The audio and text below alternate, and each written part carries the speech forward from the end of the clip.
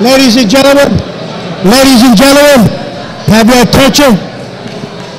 Ladies and gentlemen, we're going to need it quiet in here. A big auditorium is going to make a lot of noise. You won't be able, if you can't hear me, you won't be able to hear anybody else. But anyways, we need to quiet in the audience because it's going to be hard to hear being in an auditorium. So if we can indulge in that.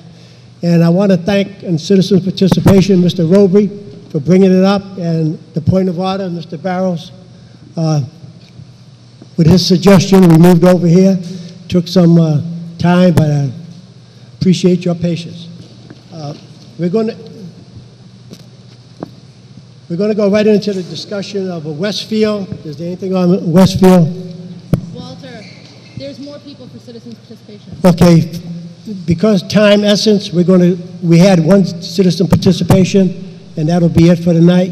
And if there's any announcement from citizen participation, I appreciate it if you bring it to the board so we can announcement when we do announcement, but so we can get on with the agenda. Now, we had one citizen participation, and that'll be it for tonight. And we're going to go.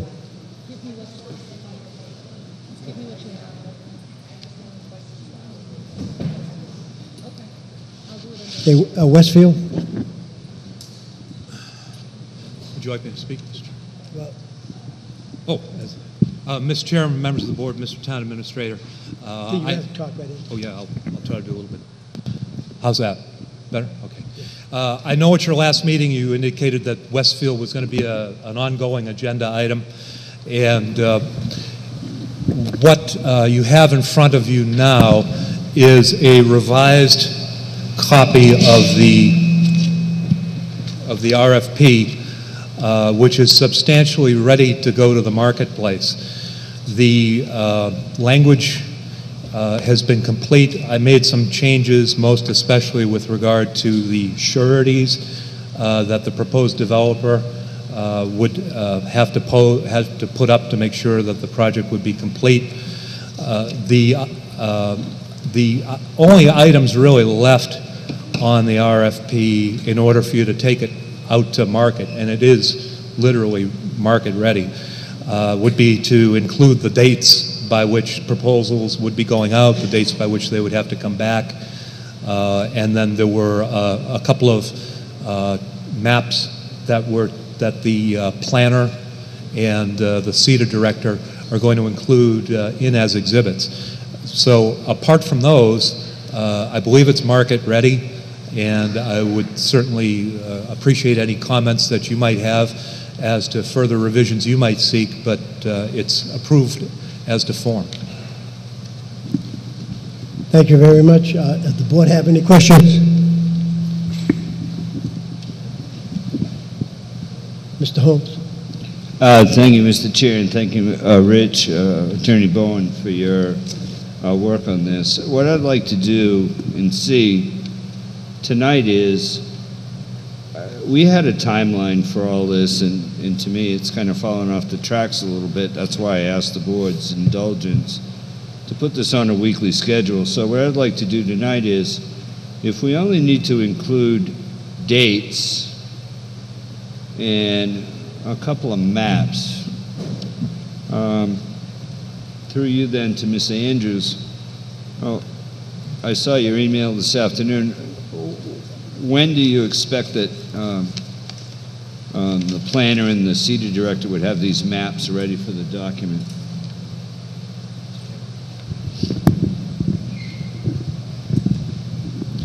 Mr. Chairman, through you to Selectman Holmes, we are working on this, and I intend to bring it up at our leadership team meeting tomorrow morning. There are site plans, existing condition, zoning maps, other types of documentation that we do want to include, and I could work over the next week's time, leave this item on the agenda, and give you, or via email, send out to you and the entire board an updated, or an update to this status request for proposals sometimes in the next week's time. All right, Mr. Chair, thank you, Mr. Andrews. Mr. Chairman, then I would like to suggest to the board that we don't meet on the 5th.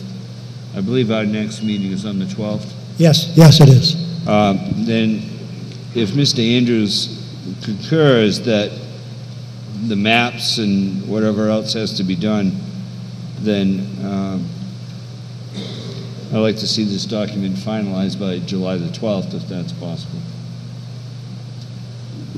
Mr. Town, Administrator? Yes, Mr. Chairman, through you to Selectman Holmes. I believe that's doable, Steve. I'd like to, Mr. Holmes, excuse me. That's all right. I'd like to be able to, because some of the documentation is outside of Town Hall.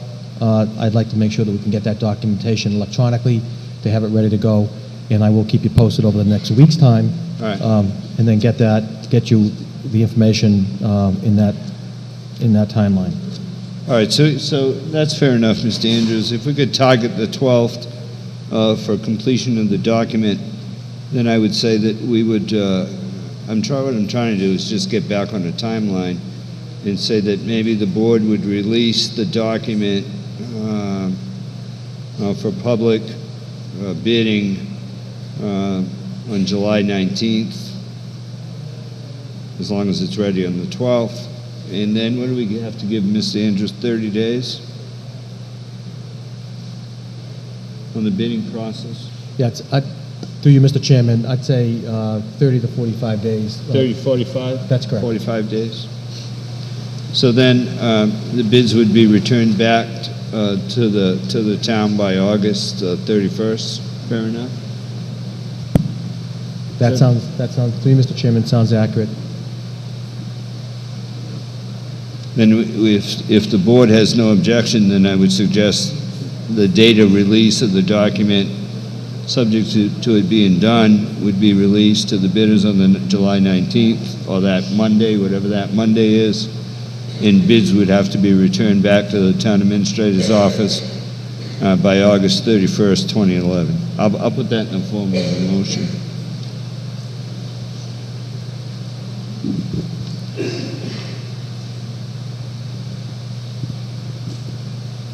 Any other comments from the board?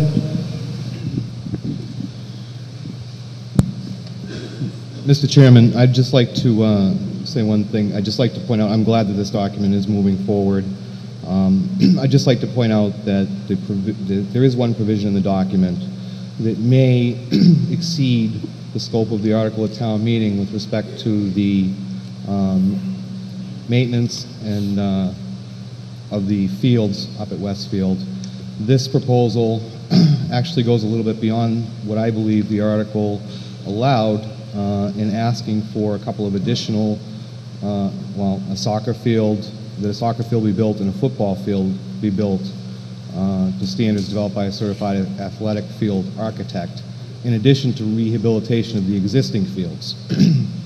Now, I see no problem with that. I think asking for something in addition to asking that these fields be constructed as an additional benefit to the town if it can be achieved.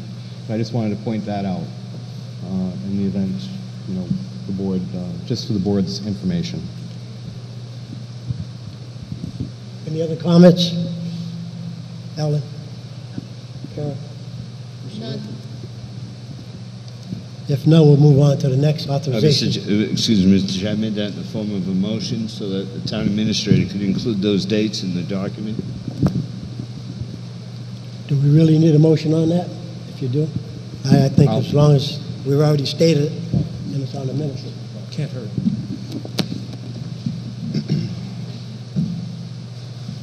I'll second the motion. Thank you. Okay, you want to repeat your motion or just repeat the dates? Yeah, the motion is that we would put the dates in for release of the document for July the 19th, 2011, and all bids should be returned back to the town administrator's office no later than August 31st, 2011. Motion made and second. All in favor? Aye. All opposed? 5-0-0. Thank you. Thank you. Authorization to sign bills and documents.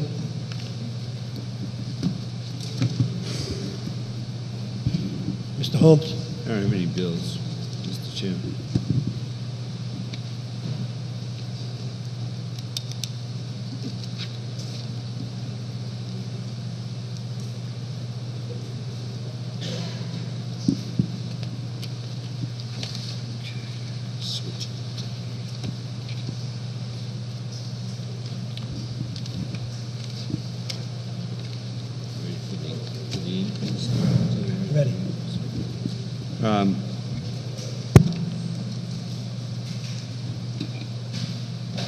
Next up, we have some interviews and appointments to several of the committees that were not quite complete last week, or there were some issues that I had asked the board's indulgence so that we could bring them up this week.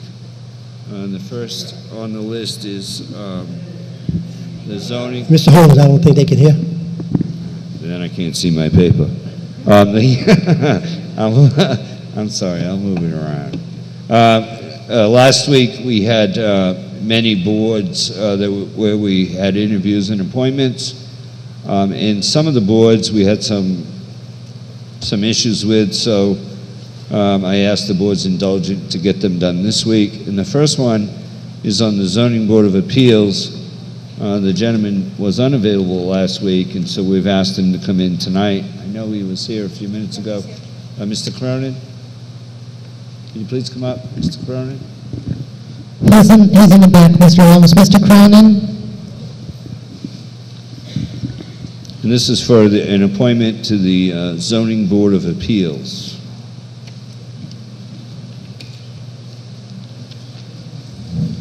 Good evening, Mr. Cronin. How are you?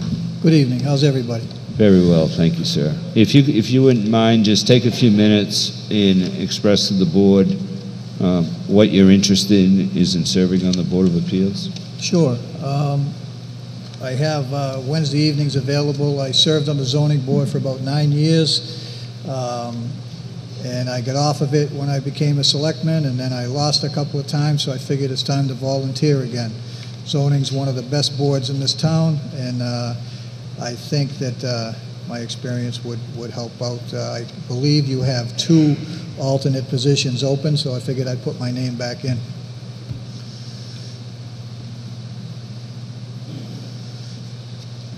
Any questions from the board?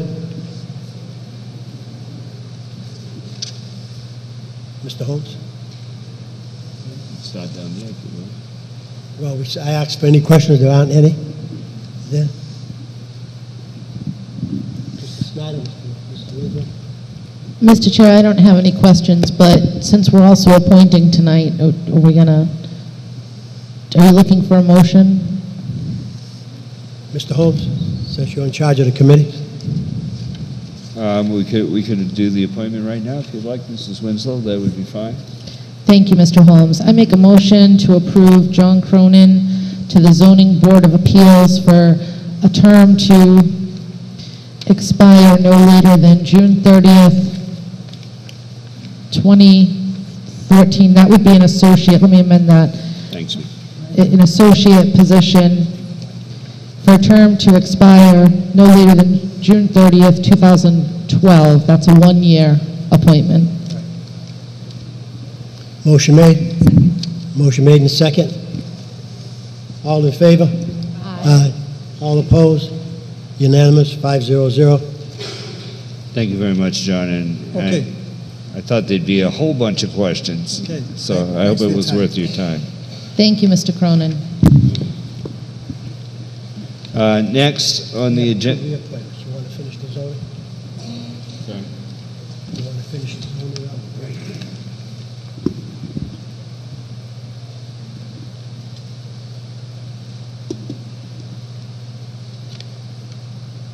And then I would make a motion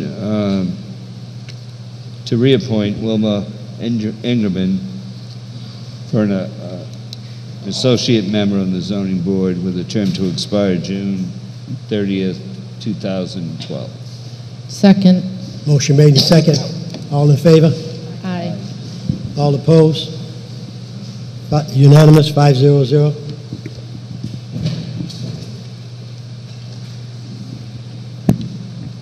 Next, Kent. no. Kent Ferrara. Next, we have the Bike Path Committee. David Smith. Mr. Smith, please.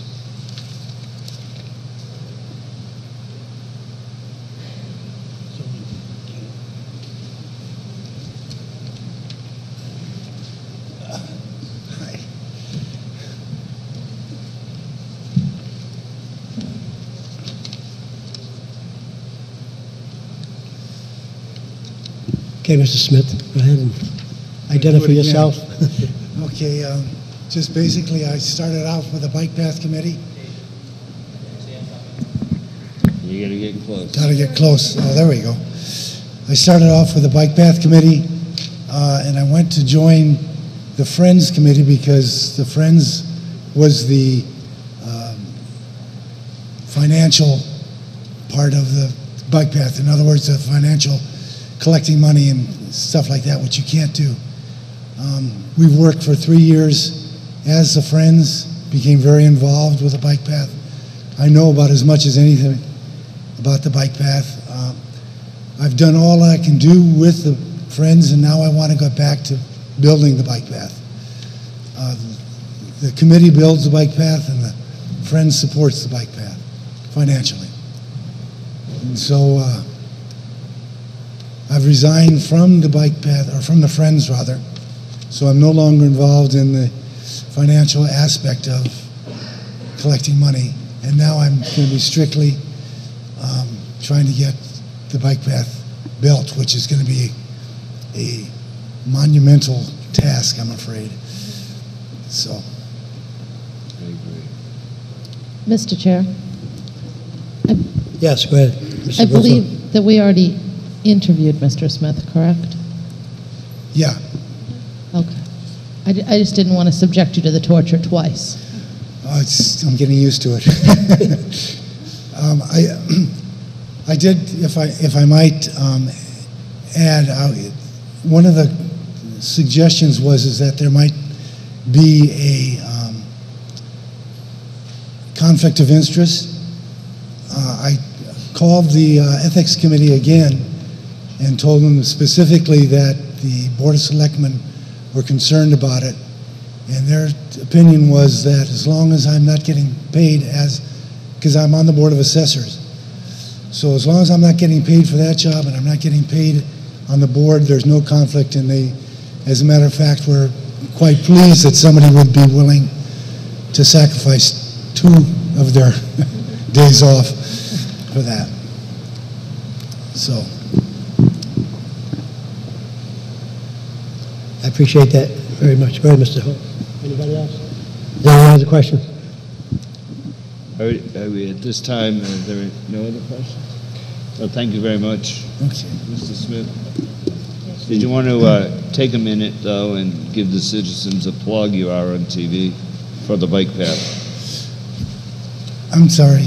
Would you like to give the citizens a plug for the bike path while you're sitting in front of the entire town? I would just like to suggest for those that have not filled out the survey, we have a survey, a town survey, which has been very helpful in promoting it. And if you are interested, I don't know if you can get it on the town website anymore, but if you go to the Wareham pathway.com, they have a survey, and if you fill that out, and if you're in favor or if you're not in favor, either way, of course, and we're doing that.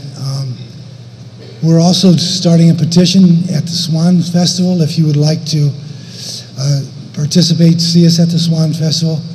We're trying to get 1,000 signatures of registered voters within Wareham. So if you would show up at the Swan Festival, we'd appreciate it. Thank you. Thank you, Mr. Smith. Thanks, David. Mr. Chairman, I make a motion that we appoint David Smith to a position on the bike path with the term to expire June 30th, 2014. Second. Motion made and second. All in favor? Aye. All opposed? Unanimous, 500. Thank you, Mr. Smith.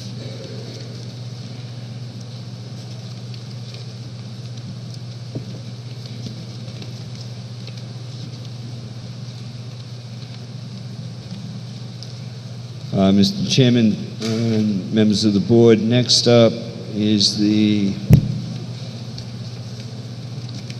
Community and Economic Development Authority. We have an interview this evening with Mr. Bruce Savageau. Mr. Savageau? He was here. There we are.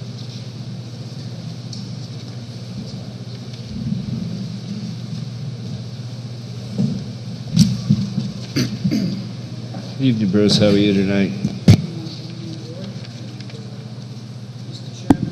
Welcome back, Mr. Andrews. I hope you're feeling better. Mr. Savageau, Yes, you sir. have to speak right into the mic. Good evening, Board. There we go. And Thank you. Mr. Chairman, and welcome back, Mr. Andrews. I hope you're feeling better.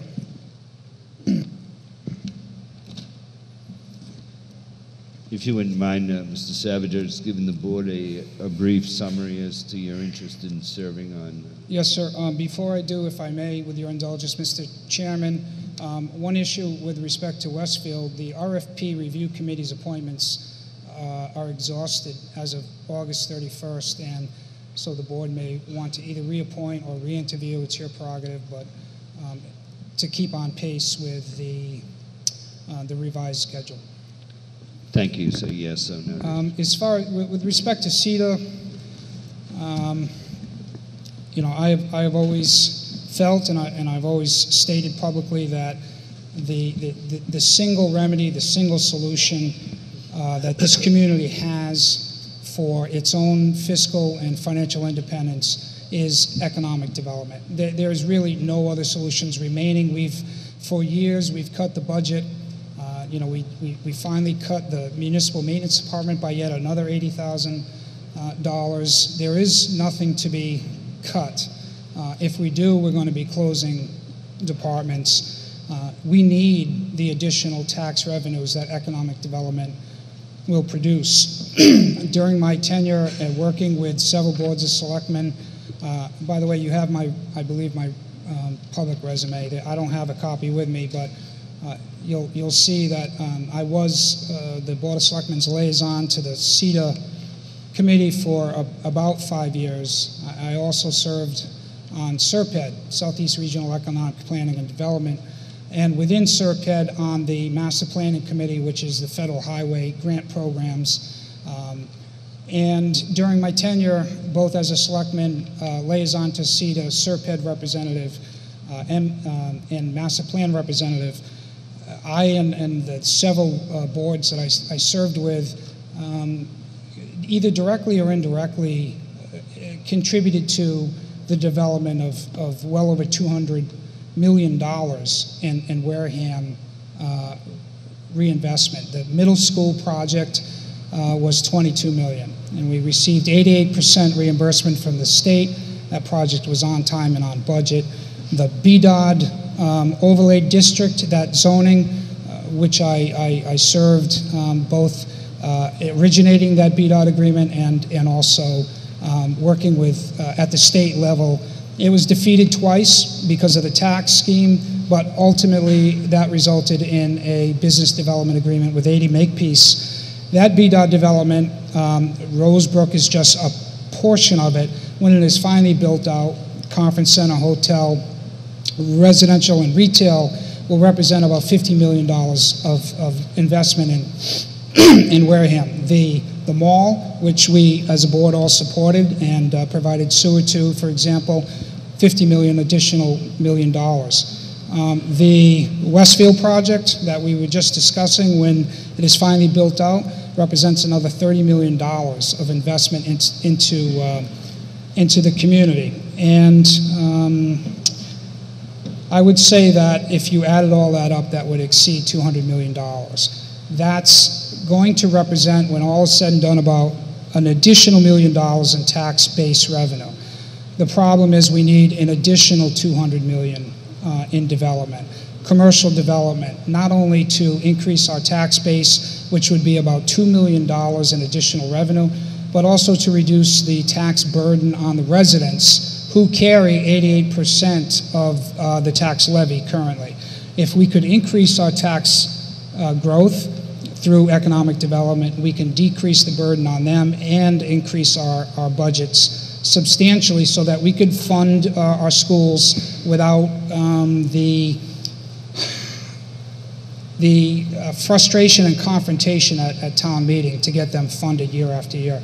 We could take care of all of our municipal facilities in terms of capital capital projects that I know are going to be on the board, and we can avoid 2.5 overrides and operational overrides, which have never had real success in the town of Wareham. And I think we can do that, and I know it's an overworked expression, you know, it's smart growth. I would use the word intelligent growth versus dumb growth. 40B is dumb growth. You know, projects like the Lynn Street development, that's dumb economics.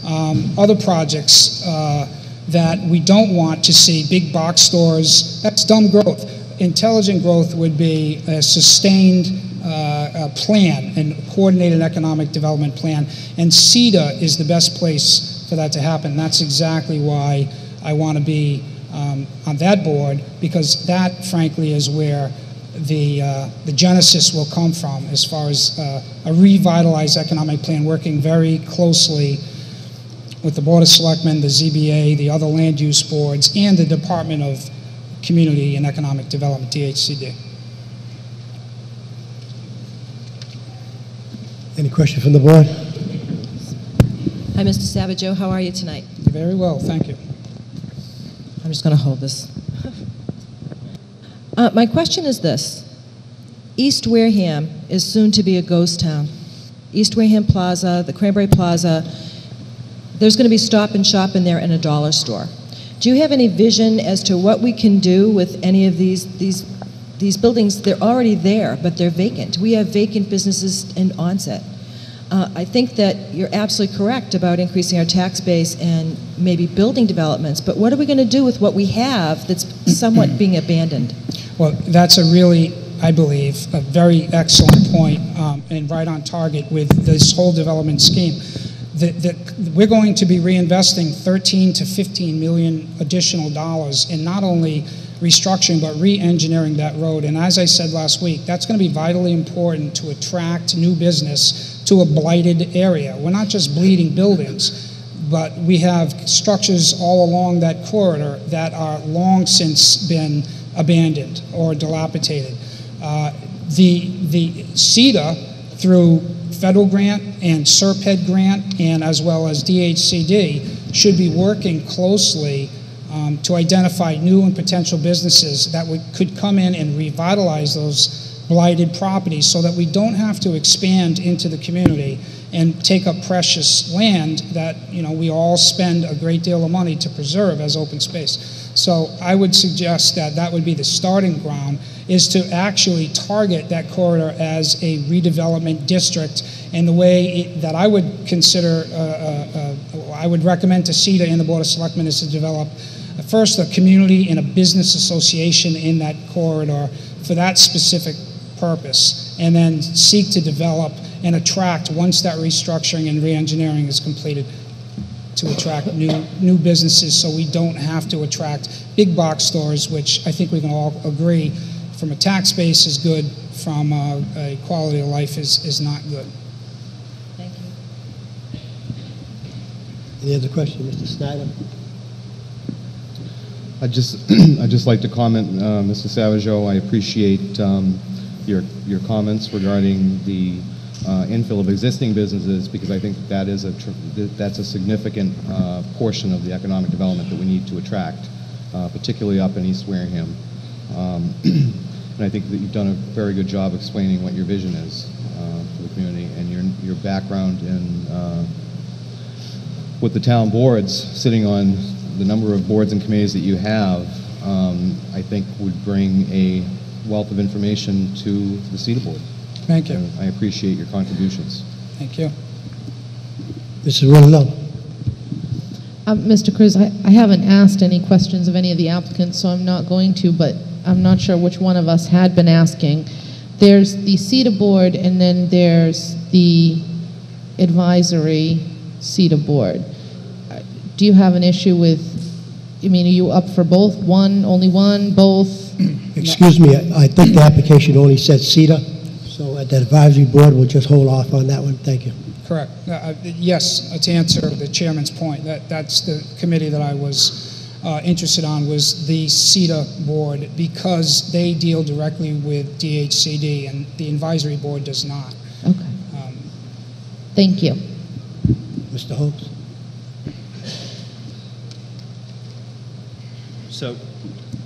So, because this came up, it's come up before, we have the Cedar Advisory Board. Just so the board knows, we have. I don't think they can hear you. We have the Cedar Advisory Board, which has one opening, and we also have a reappointment. And then we have the Economic Development Advisory Board, which has 3 vacancies, although I believe there are 3 vacancies on that. So all told, we're looking for 4 total people. Now, Mr. Chairman, your opinion was that you were not going to allow. Yeah, to make it clear, this is what we got on the agenda is for CETA, and that's the only one we're going to entertain tonight on the CETA, and we're not going to entertain any advisory board. If we are going to entertain the advisory board, it needs to go out like any other board, have people apply for it, because right now, as Mr. Savageau stated himself, his application only says CETA, and that's the only one we're going to entertain. And I think CETA is up right now, Mr. Holmes, so I think we need to continue with that to know how many is available, how many spots are open, and how many people have applied. Thank you. Thank you. I'm all set. Thank you. Thank you. Thank you very much, Mr. Savageau. Thank you. Thanks, Bruce. On the position of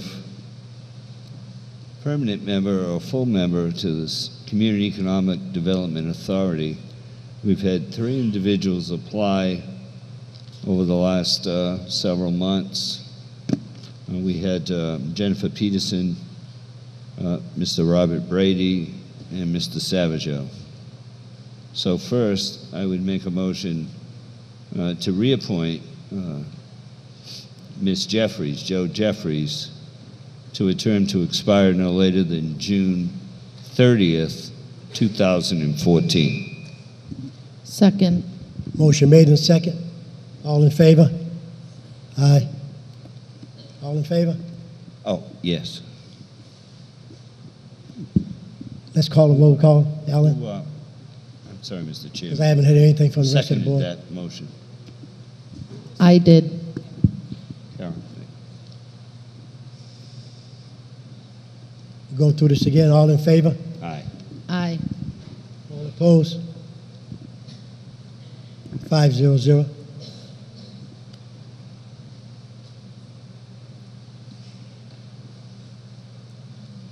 Now, you said you have 3 available for that one opening spot? No. And that's going to be for 2014. I'd like to thank Mrs. Jeffries. I don't believe she's here this evening, but I'd like to thank her. She's been an outstanding member of that board, and she's going to continue now for another 3 years.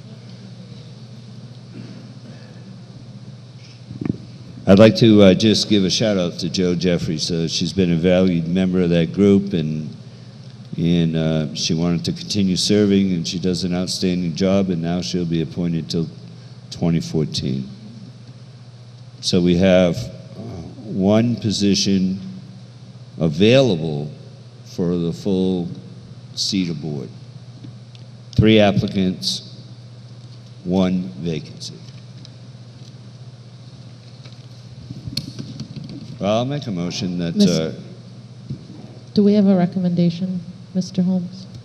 The recommendation was... It's in the old packet. They had... The actually, you know, technically speaking, we probably shouldn't be appointing this membership because there is a flaw here. Now, the gentleman who just interviewed had submitted an application to the office. Last week it was discovered that we didn't see the application. So he has not actually had the opportunity to go before the local board. The other 2 have. Mr. Holmes, going before the board is only a recommendation. They will not have to go to the board. It's only recommended. You're the chairman. Yes. I'm just, Mr. Cruz, with all due What I'm respect, trying to do is I am trying keep the to, process moving I'm just and trying being to, equitable to everybody. Thank you. Mr. Chairman, with all due respect, it's my obligation to you. You asked me to do a job. I'm trying to inform the board of what has taken place so that they understand that this gentleman has not gone before the CETA board, and I was asked what the recommendation of the CETA board was. Now, do you So have the I can't- recommendation? There isn't any. He hasn't been interviewed by the CETA board. Well, then that's it. He was told to go in. You had already extended the deadline for doing it last week to this week so he can get his application in. And I think everybody on the CETA board already knows Mr. Savinger. Mr. Chairman, Yes. if I may, considering that we did only receive the application last week, I'm not certain that the CETA board has had the opportunity to interview Mr. Savageau, and I would move that we put off the appointment until the CETA board has had the opportunity to interview Mr. Savageau as they have the other two applicants. Motion made and second. All in favor? Aye. All opposed? 410. Was that Mike and Ellen? I'm sorry. Mike made the motion? Mike and Kara. And I'll have Janet, in the morning, Mr. Chairman, I'll have Janet send the chairman of the CETA board. I think she already has the notification, but the invitation has not been sent to the candidate to go and meet the board.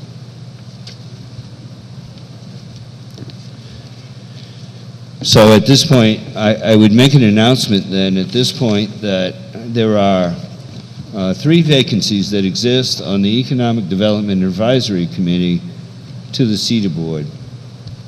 Anyone that's interested, please fill out your application in the office. We'd like to try to get these are important positions as outlined by Mr. Savageau and many others.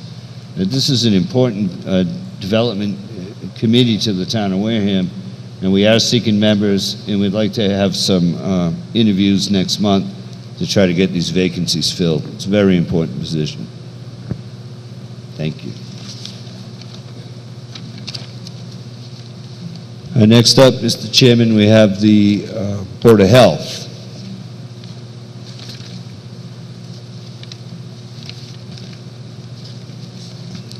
We did receive, I believe, it's been done. On the Board of Health, we were waiting for a recommendation by the board from the chairman.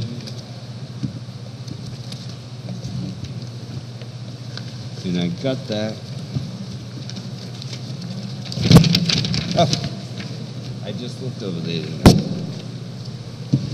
We were waiting for a recommendation back to the board. I understand that it's not mandatory. However, in keeping in line with other positions, we do try to give the chairman and the respective boards an opportunity. And I believe everybody got this in their packet, so you know what the Board of Health recommended. There are 2 associate positions available on the Board of Health. And all these have been... Mr. Chair, are you looking for a motion? Mr. Chair, Right now, how many people do we have? Mr. Chair, there was an interview today that I don't think that this board had an opportunity to interview that applicant, but I was at the Board of Health meeting today, and Mr. Glenn Montero had an application in since 2009 and was interviewed by the Board of Health today, but I don't believe was interviewed by this board. Mr. Chair, So what is your pleasure? Mrs. Begley is factually correct. It was the board prior to the recent election that interviewed Mr. Montero. So it's the board's pleasure.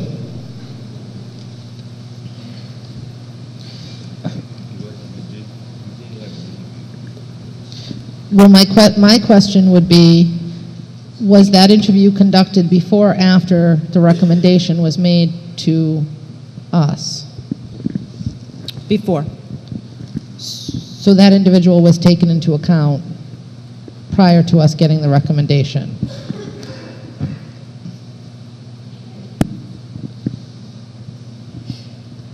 I'm going to say again, what is the board's pleasure? Mr. Chair, I'd prefer to make appointments to this board at this time. Well, we want to go, just a little while ago, we put off one because they didn't get interviewed. Now this one, you're going to go with it. Well, no, I asked Mrs. Begley. We interviewed Mr. Montero when he put his application in, prior to him being interviewed by the board. Mrs. Begley and Mr. Schneider were not sitting on the board at that time. However, he did interview.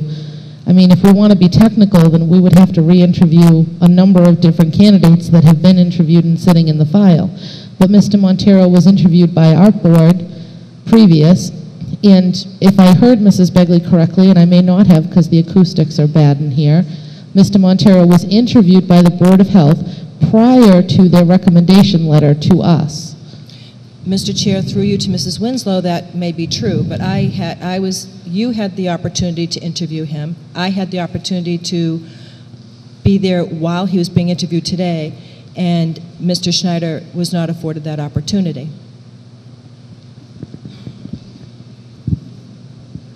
Nor was, well, Mr. Cruz was there with the prior board as well. Well, if I don't hear any entertainment on this, we're going to put this off and we'll revisit it. Just for my clarification, Mr. Chairman, and I do agree that it should be put off, particularly if this gentleman was only interviewed by the Board of Health today. We are talking about the former health inspector of the town, are we Yes. not? Thank you, Mr. Chairman. Mr. Chair, then I would request that all the applicants who've been on file, including Mr. DeFelice, Mr. Brady, and others, also come in for interviews before our board. The difference between this situation and the situation with Mr. Savageau is that Mr. Savageau had not been afforded an opportunity to interview with CETA, and therefore their recommendation to us was not inclusive of them having an opportunity to weight him as a candidate. In this case, the Board of Selectmen and the Board of Health have interviewed all applicants. The Board of Health has made a recommendation to us. In fact, they've given us their 1, 2, 3, and 4 choices. And there's absolutely no reason to delay this any further. I have a motion from the board. Well, I take that back. I already made a statement. We're going to put this off until further notice. So we're going to put this off. Sorry about that. Go to the next one. Thank you.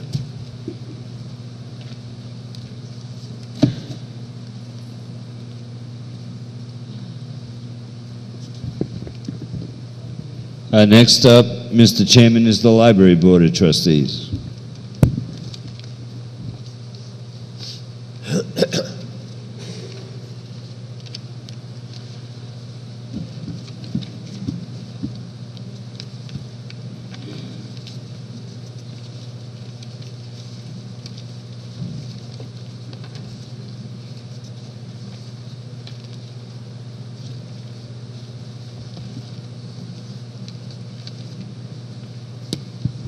Actually, Mr. Chairman, I'd like to take that back. I'd like to clear this up before I forget. I'd also like to make a motion at this time to reappoint Kenneth R. Ferreira to the Zoning Board of Appeals for a term to expire no later than 2016. I forgot to include the chairman in reappointment. Second. Motion made and second for Ken on the zoning board. All in favor? Aye. All opposed? Unanimous, 5-0-0. And now we're up to the Library Board of Trustees.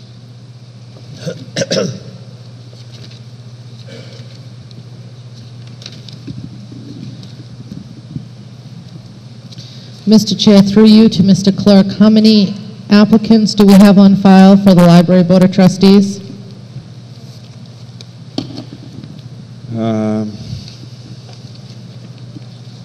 Hang on 1 second. We have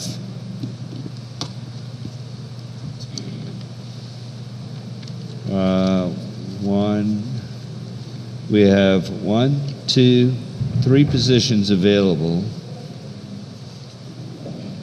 2 of those positions are reappointments. And the chairman former chairman, I guess, has retired from that board. We have Ms. Kathleen Laflamme. We have Ms. Kathleen Laflamme. Very sorry, I can hear myself and I'm deaf, so, and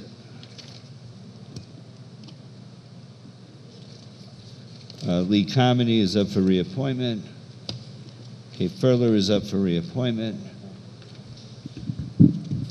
We did Mrs. Laflamme's interview last week.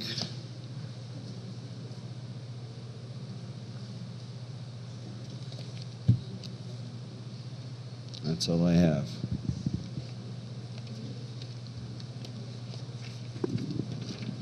Now, that we put this off for a week because there was, I believe we had asked for recommendations, and Mrs. Winslow, you're the one who asked us to put this off for a week, correct?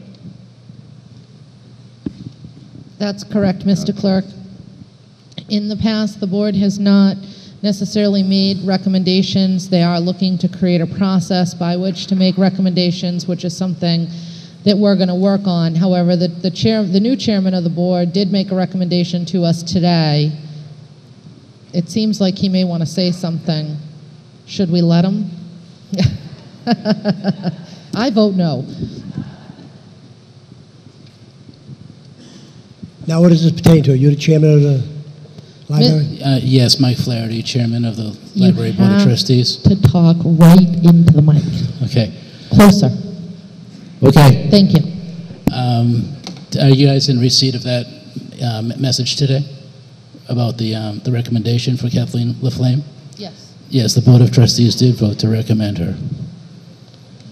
And she is the only applicant, right, beside the two reappointments?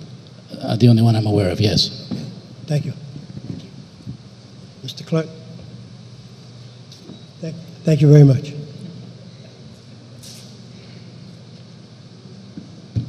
Make a motion. Make a motion on these. You only have one opening. Oh, I'd make a motion then to appoint Kathleen Laflamme to a position on the Library Board of Trustees for a term to expire no later than June 30th, 2014. Second. Make motion second. All in favor? Aye. All opposed? You're trying to steal my thunder. Unanimous, 5-0-0. Mike? Mike second. Give it to Mike. He wants it real bad. Yeah, Mike.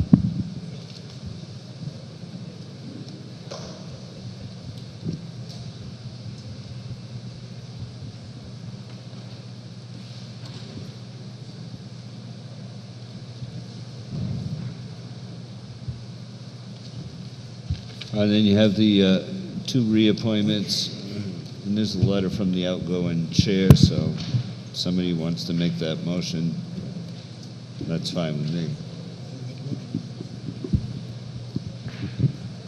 Mr. Chairman, I move to reappoint Blake Carmody to a term to expire June 30th, 2013. 14. 3 years.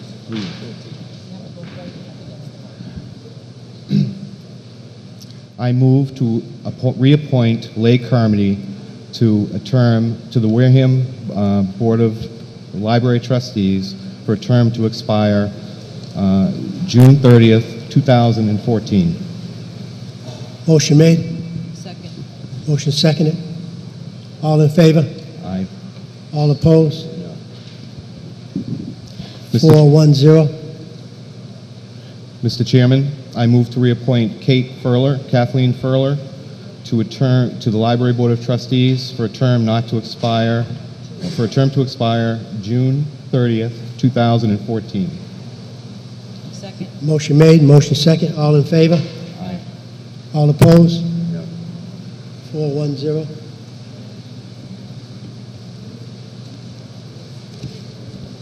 I think that Oh, one more. Wait a minute. Mr. Chairman, we have one more, the Conservation Commission, and we have put this off from last week. I believe, Mrs. Begley, we were waiting for an answer from the gentleman, correct? Mr. Cruz, through you to Mr. Holmes, I did have an email response from the gentleman in question, and he said that at this time, that his construction company does not have any business dealings in the town of Wareham.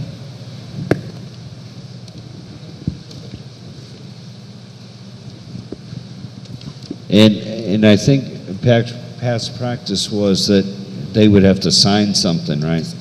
Right, to say that they will not do business in the town of Wareham in the future either while he serves on that board. He was fine with that? That was the only response. Because we went through that with the engineer guy on, I'm trying to remember what the committee was. Mr. Holmes, how many positions do we have? I think there was a couple open. He was the only one, I believe. Yeah, it's not in. I have to go back to the other packet for a second, but I think we had a couple of positions open. He was the only one that had applied, I believe. Mr. Holmes, can we have a breakdown on that conservation? Hang on 1 second, Mr. Cruz. I'm getting to it. It's not in the new packet.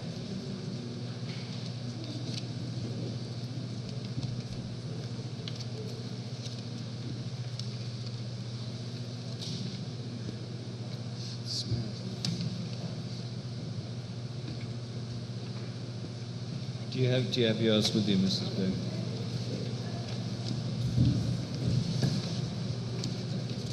For some reason I don't have that because we were waiting for that.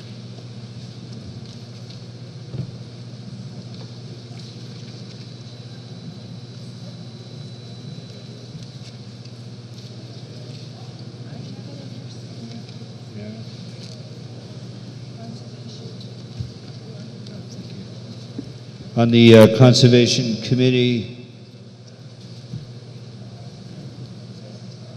for reappointments, we have 2 that need to be reappointed. 3 associate positions exist. The board did interview Mr. Williamson on June the 7th.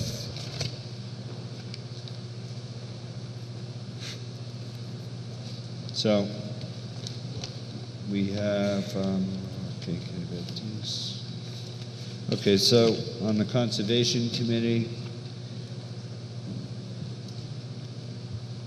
I make a motion that we reappoint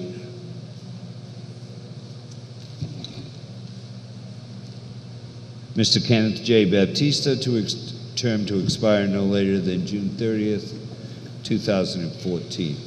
Second. Motion made and second. All in favor?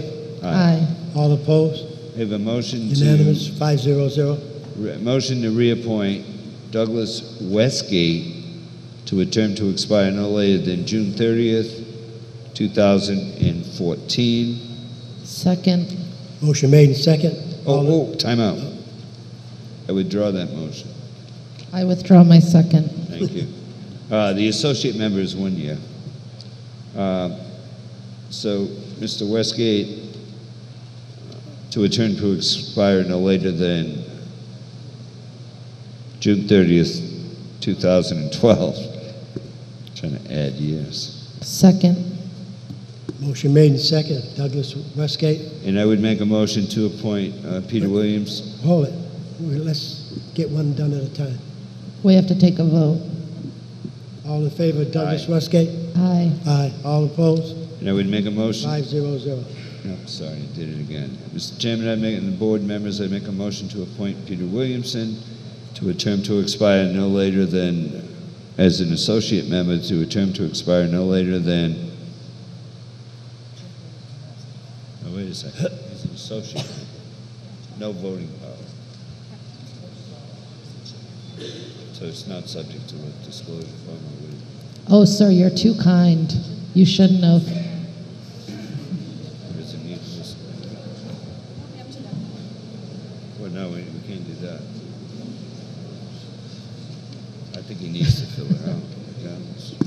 make a Clerk. motion to appoint Peter Williamson as an associate member of the Conservation Commission with the term to expire no later than June 30th, 2012, subject to Mr. Williamson signing a disclosure form. Second. Motion made and second. All in favor? Aye. Aye. All opposed? 500. Mr. Chairman, next, we have the minutes from September 14th, 2010 for approval. I just need to make sure I'm not absent on any of them. Oh, first let me ask before we do that, is there anybody that I missed on the appointment list? I want to make sure. Okay. Yeah, it's always good to ask. First, we have the minutes from September 14th, 2010. I make a motion that we approve. Second. Motion made and second. All in favor? Aye. 300. 302. 302. 302. Mr. Chairman, next I have the minutes. I would make a motion to approve the minutes of September 21st, 2010. Second. Motion made and second. All in favor? Aye. All opposed? 302. Mr. Chairman, next I have a motion to approve the minutes of a regular meeting from October 19th. Mrs. Winslow left at 10 o'clock that evening. So maybe she can only give like a half a vote, 3/4 of a vote.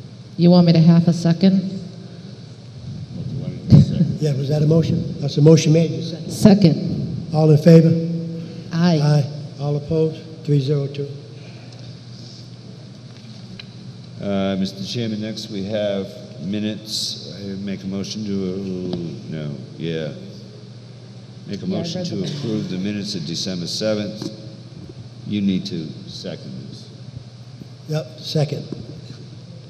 The reason why there's only two of us second, there's only two of us present. Mrs. Winslow was absent. You were actually the The other- chairman that the other evening, chairman and I was on the here. clerk. 203.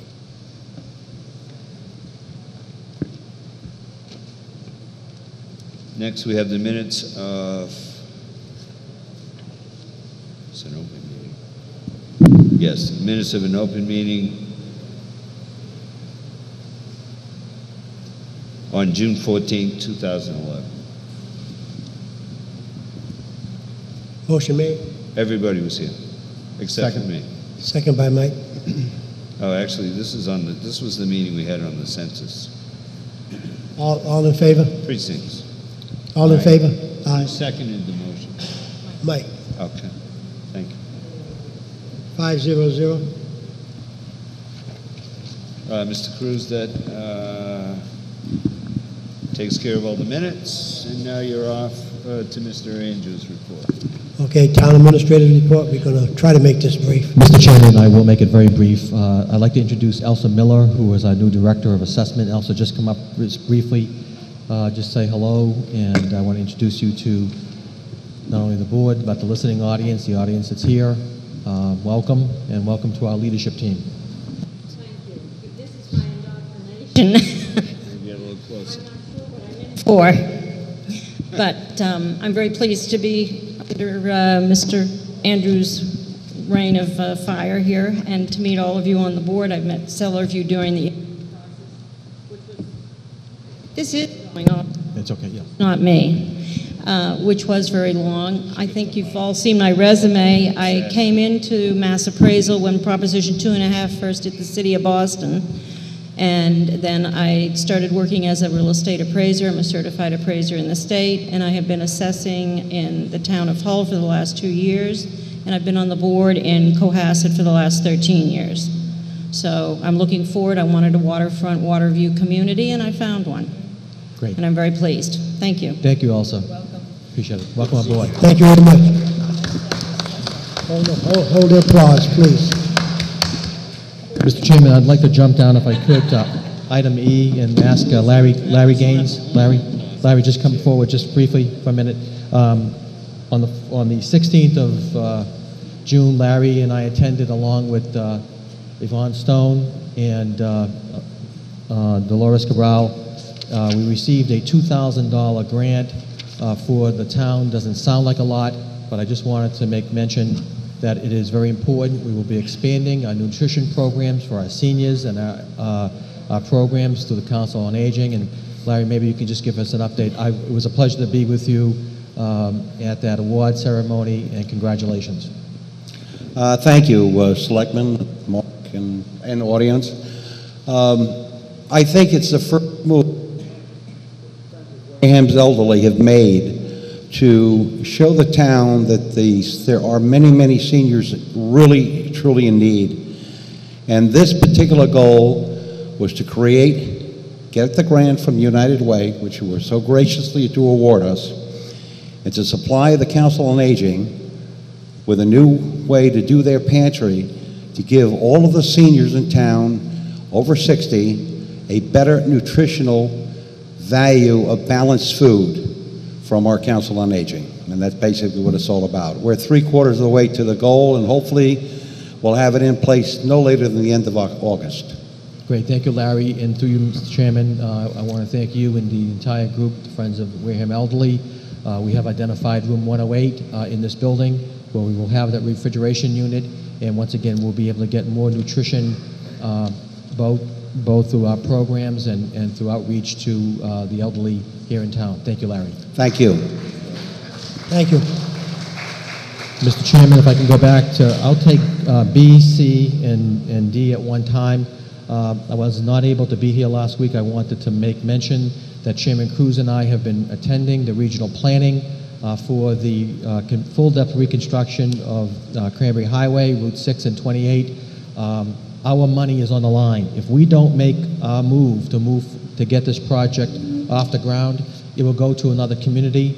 I'm trying very hard not to let that happen, as well as this board, and I'll be working very closely with the members of this board, as well as a signed ordinance committee, which includes the town planner, John Charbonneau, Alan Slavin from the planning board, Richard Secker from the planning board, Peter Sanborn from CEDAR, and Miles Burke in our inspectional services area, to assist businesses with this program, particularly as it relates to their signage. I know it sounds quick, but it's a very important project. When it's all done, I believe it's going to be close to $14 to $15 million, and it's our money that's been held in Boston. We need to get it here for the town to help that corridor become safer, and as one applicant for CEDAR said earlier, more appropriate for business development. And Mr. Chairman, I will dispense with the rest of my report. I would just like to also add that the chairman and I and this board is working very closely with the Digital Credit Union, which has recently acquired Bay Point. We are working to make sure that all of the deposits made on events and activities going forward are kept. I provided the board with an updated, as of this afternoon, Mr. Mark Harriman from Digital Credit has been working very closely with us, and he has indicated to us that all of the deposits made for events going forward under his watch will be maintained, and whether it's a wedding or birthday party, whatever it might be, we'll make sure that that goes forward without any interruption. And Mr. Chairman, if I could dispense with the rest of my report, unless...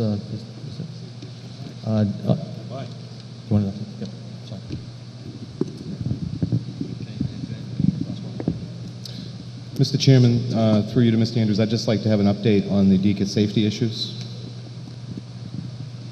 Say that again. I'd just like to have Mr. Andrews comment on the DECA safety issues item on his report. Mr. Chairman, we've been working on this for some time, and I believe the crosswalks are set, have been contracted to be put in place, and I will provide you with the actual date when that happens. Thank you.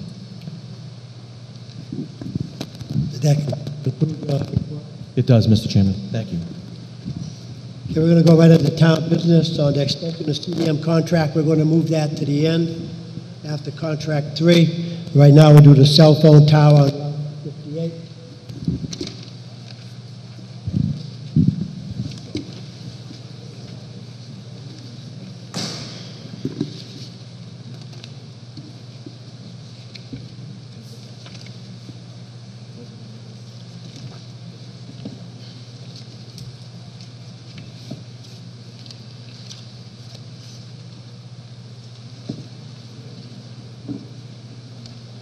We're looking for a motion to accept the tower, Clerk.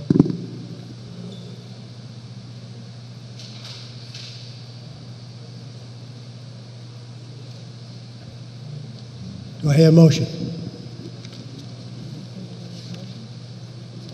This is a tower located on Roby's property in West Wareham, and it services the police department.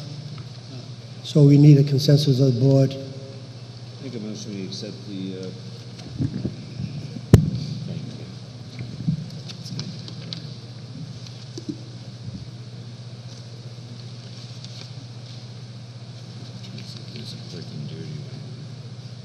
I make a motion that we accept, or make a motion that we approve the cell phone tower on the Roby property and the licensing agreement that governs that on the Roby property in West Wareham. Motion made. I'll second that motion. Motion made and second. All in favor? Aye. Aye. All opposed? 5-0. Four. 2-0. Kara? Okay, that was 4-1-0. 4-0. Oh, sorry, 4-0-1. 4-0-0. Yeah, that's.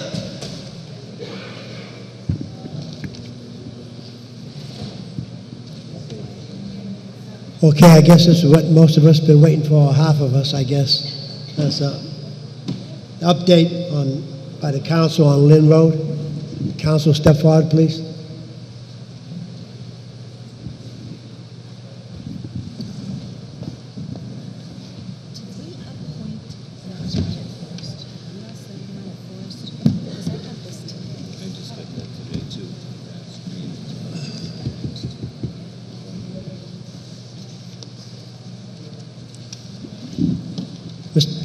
Mr. Was it Jay Tallerman? Yep.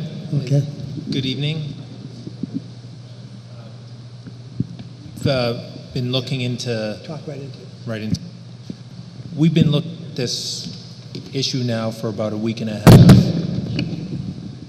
Sorry. Can you hear back there? Speak up. We've been looking at this issue in earnest for about a week and a half, and we've focused on two principal issues, one of which really involves the town, and the other which is more of a private matter, but we've looked at both of those issues. The two issues are, one, with respect to zoning and whether or not this facility could be located in the town under zoning, and the second is the impact of certain private covenants that inure to the benefit of the homeowners association. And it's that latter issue which, although we've reviewed it and we've spoken with some of the parties in interest, we're not a beneficiary of the covenants, we're not named in the covenants, we're not a party to the covenants, so we are really just monitoring that. Those covenants themselves may impose certain restrictions or at least some process on the use of that site, but those are private matters between the homeowners association and the owners or the lessees of the facility. Those covenants do arise under a zoning permit, but they're a requirement of the permit, and there is also a requirement under zoning that no building permits issue until there's a box checked that that there's been an okay through the homeowners association. But that really leads us to the second point. Kara, did you have a... I do, if Mr. Chair will indulge me. Well, Selectman Winslow, could you please wait until he finishes the statement, and then we'll ask questions at the end? Thank you. Certainly. So, and I'll give the brief summary of how the covenants then are impacted in terms of the town's role under zoning. First of all, let me make it clear that the Board of Selectmen has no permitting role under this project. You guys don't issue a permit. You have certain enforcement rights that any member of the public has in terms of requesting enforcement, but you have no official role. Your role is to, as we are here tonight, to review the issues, comment upon them, try and move policy in the direction that you want to, assess where the town's risks and liabilities are, but you're not issuing a permit. You don't issue occupancy. You don't make decisions on the zoning. You don't make decisions on the covenants. You are an important decision-making body in terms of developing policy and maybe making requests of your staff and your leadership team, but you're not, there's nothing that you're issuing that either stops or permits the project per se.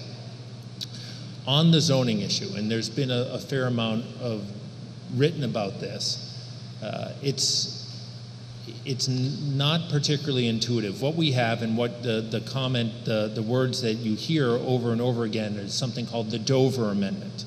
The Dover Amendment is a broad-based exemption to essentially all of zoning for certain types of uses. It applies to solar facilities, daycare facilities, religious facilities, agricultural facilities, and in this case, educational facilities. And the statute has been interpreted, and it's written into the Zoning Act to provide incredible leniency, much to the chagrin very often of municipal officials and your council, because there's very little fight that we have in our toolbox to shape those uses. Now, we've extracted, and I've had many Dover Amendment cases since I started doing land use law about 15, 20 years ago. We have many tools to shape uses, but very rare is an opportunity where we can turn the Dover Amendment on its head and preclude a use. That being said, we examine every potential use or every claim for Dover Amendment use under the criteria that we know to apply. For example, in the educational sense, the classic sense, and the way this came up originally is colleges, schools, the classic educational institutions that I think were at the heart of it when they were creating the Dover Amendment many years ago. But it has evolved. It has evolved to consider all other types of education as well.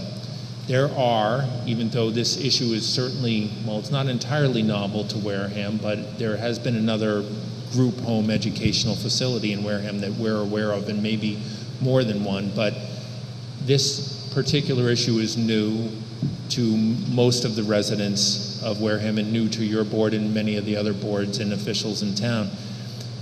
There are a great line of cases that discuss educational components associated with mental health facilities or group homes of all types, shapes, and sizes. And what the cases say universally is that it's not education in the classic sense. It's not just opening books and learning math and learning English and learning science. It is the teaching of life skills, of healthy eating skills, of other types of educational pursuits that helps people function as contributing citizens to their community. And the cases have come down, with the exception of one case that we know of, to allow a very small educational component to be sufficient, again, often to my chagrin, because it doesn't allow us much flexibility, a very small component to allow the use of this broad-based exemption. So when we get a case like this, and we have to examine it, there's a lot of questions that I ask. The user of this facility, the potential user of this facility, has been very good in terms of providing me with information about their particular use, and we've also conducted some of our own investigation based upon their other facilities. So I ask things like, what are the various programs you're offering? How do they correlate to education? What materials do you have? Give us a sample schedule of something. What is on-site? What is off-site? So over the past week and a half, and again, it's not as exhaustive, but it's as much as I can provide at this point. I've done a significant amount of research into what this particular facility is going to provide. And what they are going to provide is a number of various activities that, under the cases as I read them, likely constitute sufficient on-site education to have an arguable, and it's nothing set in stone, but based upon the cases, it fits within a basic pattern of support for use of the Dover Amendment. It's not ironclad, but it does fit into the pattern of some of these cases, which doesn't mean that it couldn't be subject to challenge by anyone withstanding to challenge it, but they have such activities on a daily basis, such as integrative arts, healthy eating education, cooking skills education, basic career-based education, physical education. These are the types of activities that show up in some of the other cases.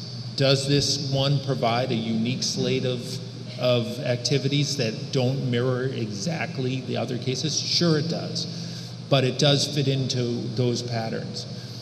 If in fact it is determined that they meet all of those requirements under these cases, then any requirement under zoning, with the exception of certain safety considerations as emergency access for fire trucks and not overcrowding and parking and traffic, subject to some reasonable regulation of those things, they are entitled to essentially waive your entire zoning code in its entirety and get a building permit and then get an occupancy permit. And I know we're at that point in this case where they've received a building permit.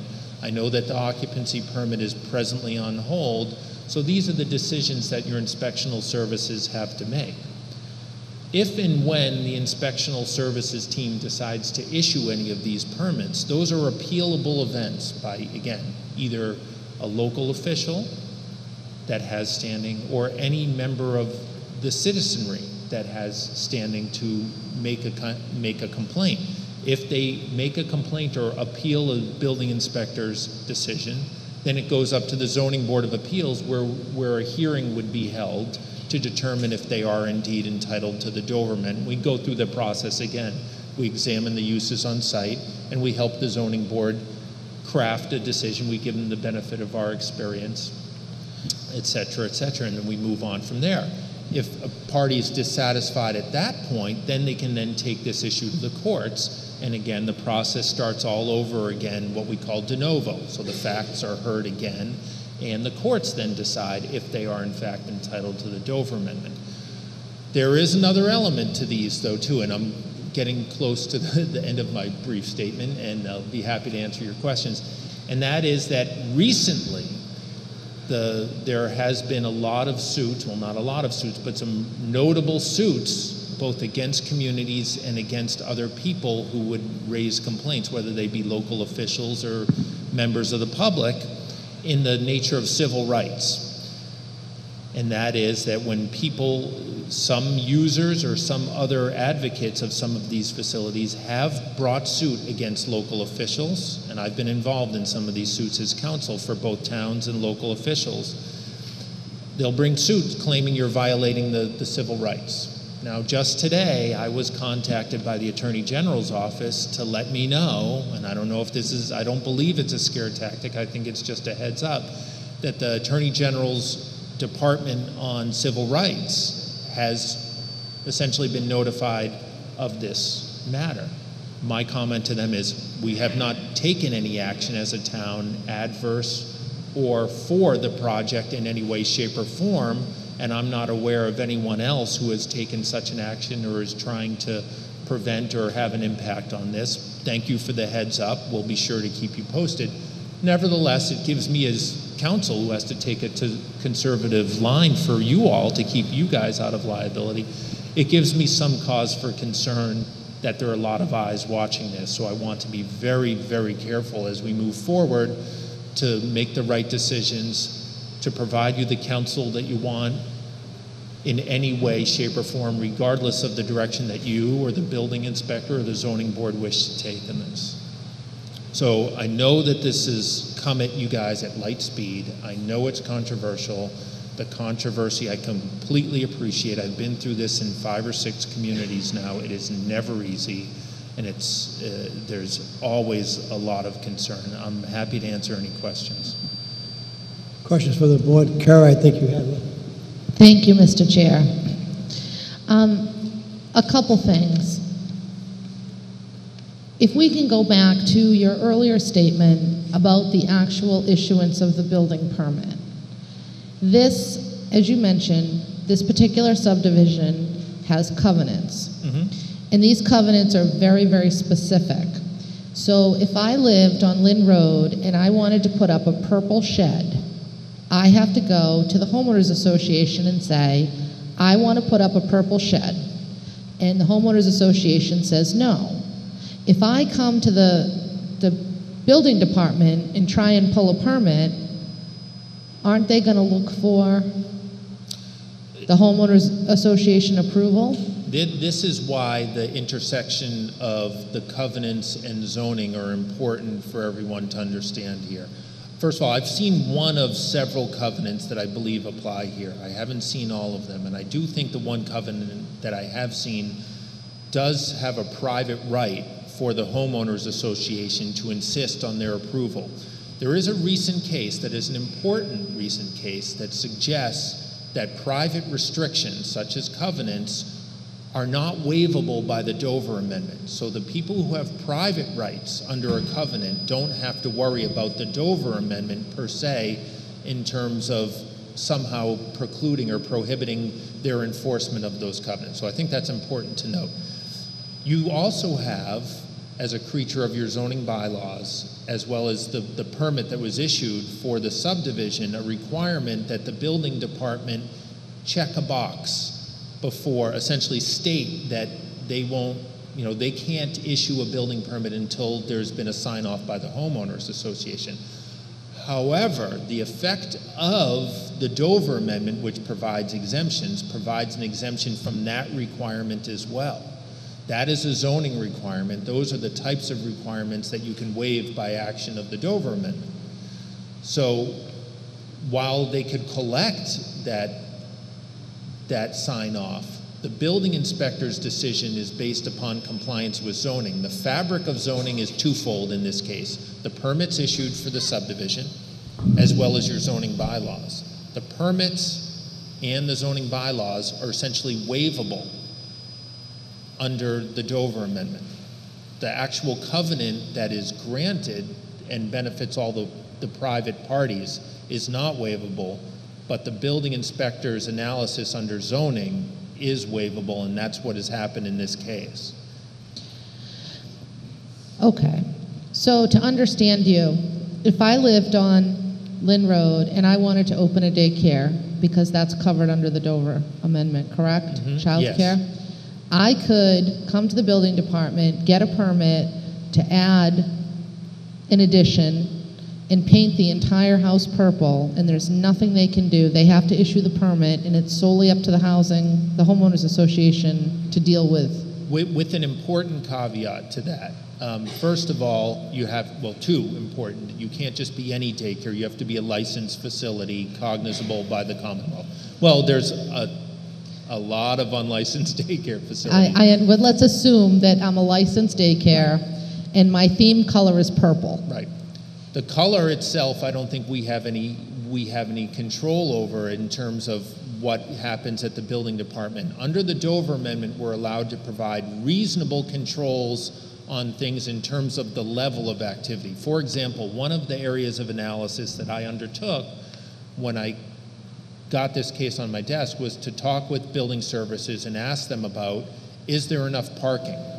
How many beds? Because they can't necessarily prohibit the use, but if there's too much use and there's not enough parking and the fire truck can't get in, then we can shape the project. So one of the initial areas of inquiry is how much parking do they need in your assessment? Do they have that parking? Can the fire truck get in? Those types of questions. Those were answered in the affirmative. So that's really the very small sliver of control that we have. So in your example, if this was going to be in a 3-bedroom house, 42 kids, we could have something to say about it. If it was 2 or 3 kids, probably not. Okay. Moving on, because I know everybody's been here for quite some time tonight. In terms of the information that you were supplied by Fellowship Health, and you were kind enough to share some of that with me. That information is in direct conflict to the public statements that they made at meetings on June 20th. So the existing programs that they have now are not the program that they're proposing to put on Lynn Road. At those public meetings, and I do believe that a private citizen taped the meeting, although I'm not quite sure who it would have been, they stated that the clients would leave the home at around 9:30 in the morning and that they would be off-site for almost the entire day, that their services are all provided off-site. The schedule that they gave you has art and yoga and things that are allegedly being given in the house. So what happens, and I'm asking these questions more as a hypothetical because I think that the people who are sitting here tonight should have a full understanding of this in the process, because as I'm hearing you say that there's not that much that we as a town can really do, it's going to lie with the homeowners association, but at the same time there are other issues and I want to make sure that they understand. So you've been supplied a schedule and Fellowship Health has publicly given out another schedule. What do we do? It's a good question, and you and I discussed it briefly previously, and we can only operate at the initial stages, the building permit stages, based upon what we know. First of all, I have no knowledge of what they may have said at that prior meeting. I haven't been given a tape of it. I've only heard little bits and pieces of it, mostly tonight from you. I have information directly from the fellowship offices. I have no way of independently verifying it because the place hasn't opened. That suggests to me that they have a number of activities, both on-site and off-site.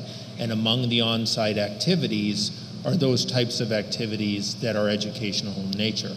Now let's flash forward a little bit, 2 months from now. And we become aware of a fact pattern that suggests that none of those activities are on site, or too small a percentage of them are on site such that probably can't qualify for the Dover Amendment. We have enforcement mechanisms under zoning to then issue orders for as tough as cease and desist. Once we know more about the facility, we can do that. Or if we were betrothed of information now, I mean, because as I understand it, there's no issuance of an occupancy permit just this moment. If we knew now that in fact these activities were all off-site, it might help inform my opinion as to whether or not they would fit under the Dover Amendment. And there are close calls and not close calls. As if they are doing all of these activities on site that they're saying they're doing on site, there's a very strong case to be made they're entitled. If it turns out 3 months from now that they're doing them all in another facility in another town, then I think nothing precludes us under law to saying, hey, knock it off. So we do have that part. We do not lose the right to enforce by virtue of giving them an occupancy permit. We have the right to continuously keep an eye on what they're doing there. Thank you. And just as a final comment, I did make a note that you have worked in other communities to help craft policy around these types of issues, and I'm hoping that my colleagues and the chair of the board will consider that, because I think that may be the best way for us to move ahead in the future for the community is through policy. And just to share a little bit what I recommend going forward with the inspectional services group especially is get us involved early. You have a mechanism now with town council services such that we can be more proactive and preemptive. If there's a close call on these matters at the inspectional services office, we can help them make that call. If it's too close to call, we suggest deny it, let's have a full hearing before the Zoning Board of Appeals. Here, some of the toothpaste was already out of the tube and the building permit issued, and then secondarily, I was given enough information to put the pieces back together to get us where we are here today.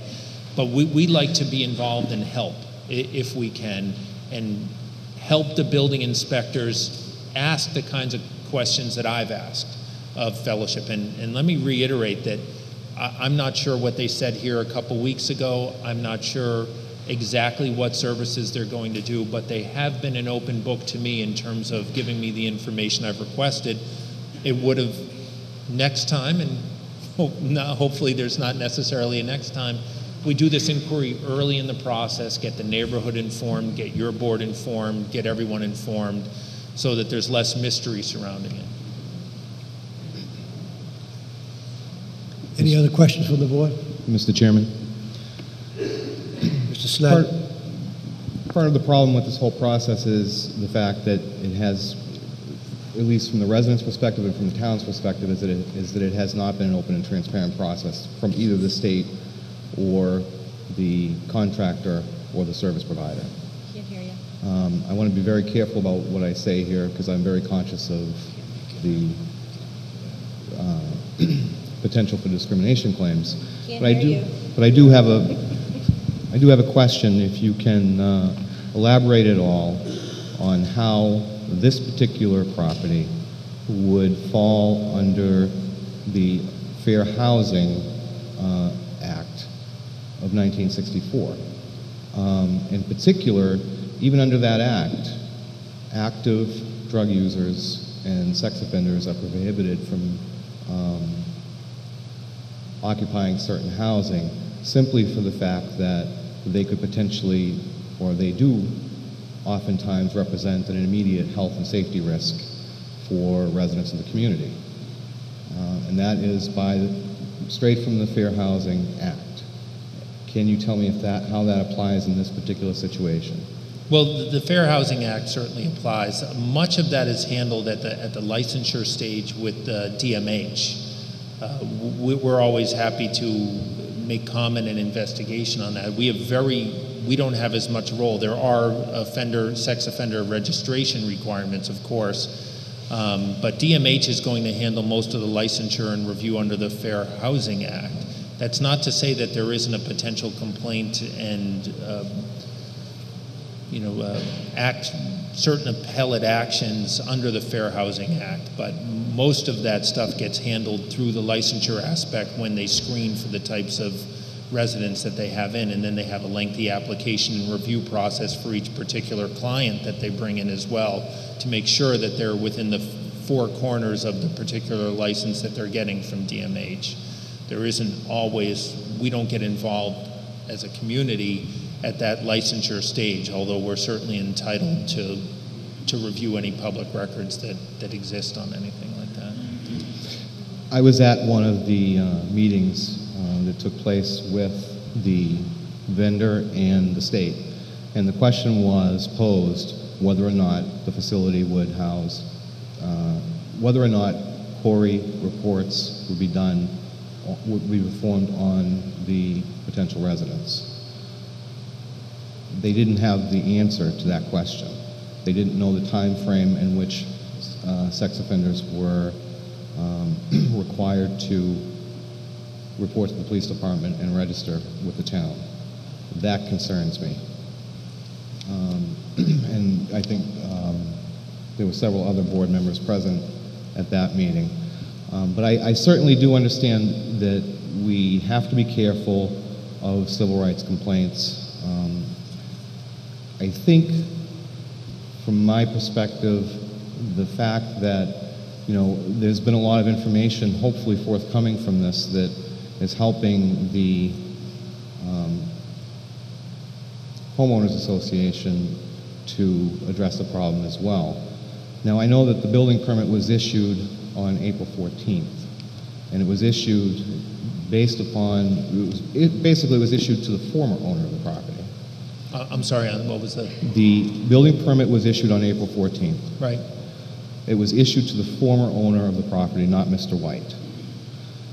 Mr. White then applied for his residential loan, as I understand it, public records at the Plymouth County Registry. On that application was a residential loan application, which basically stated that the loan was subject to the covenants of the homeowners association. And I'm wondering if that, in your opinion, gives them greater leeway in having more oversight over this development.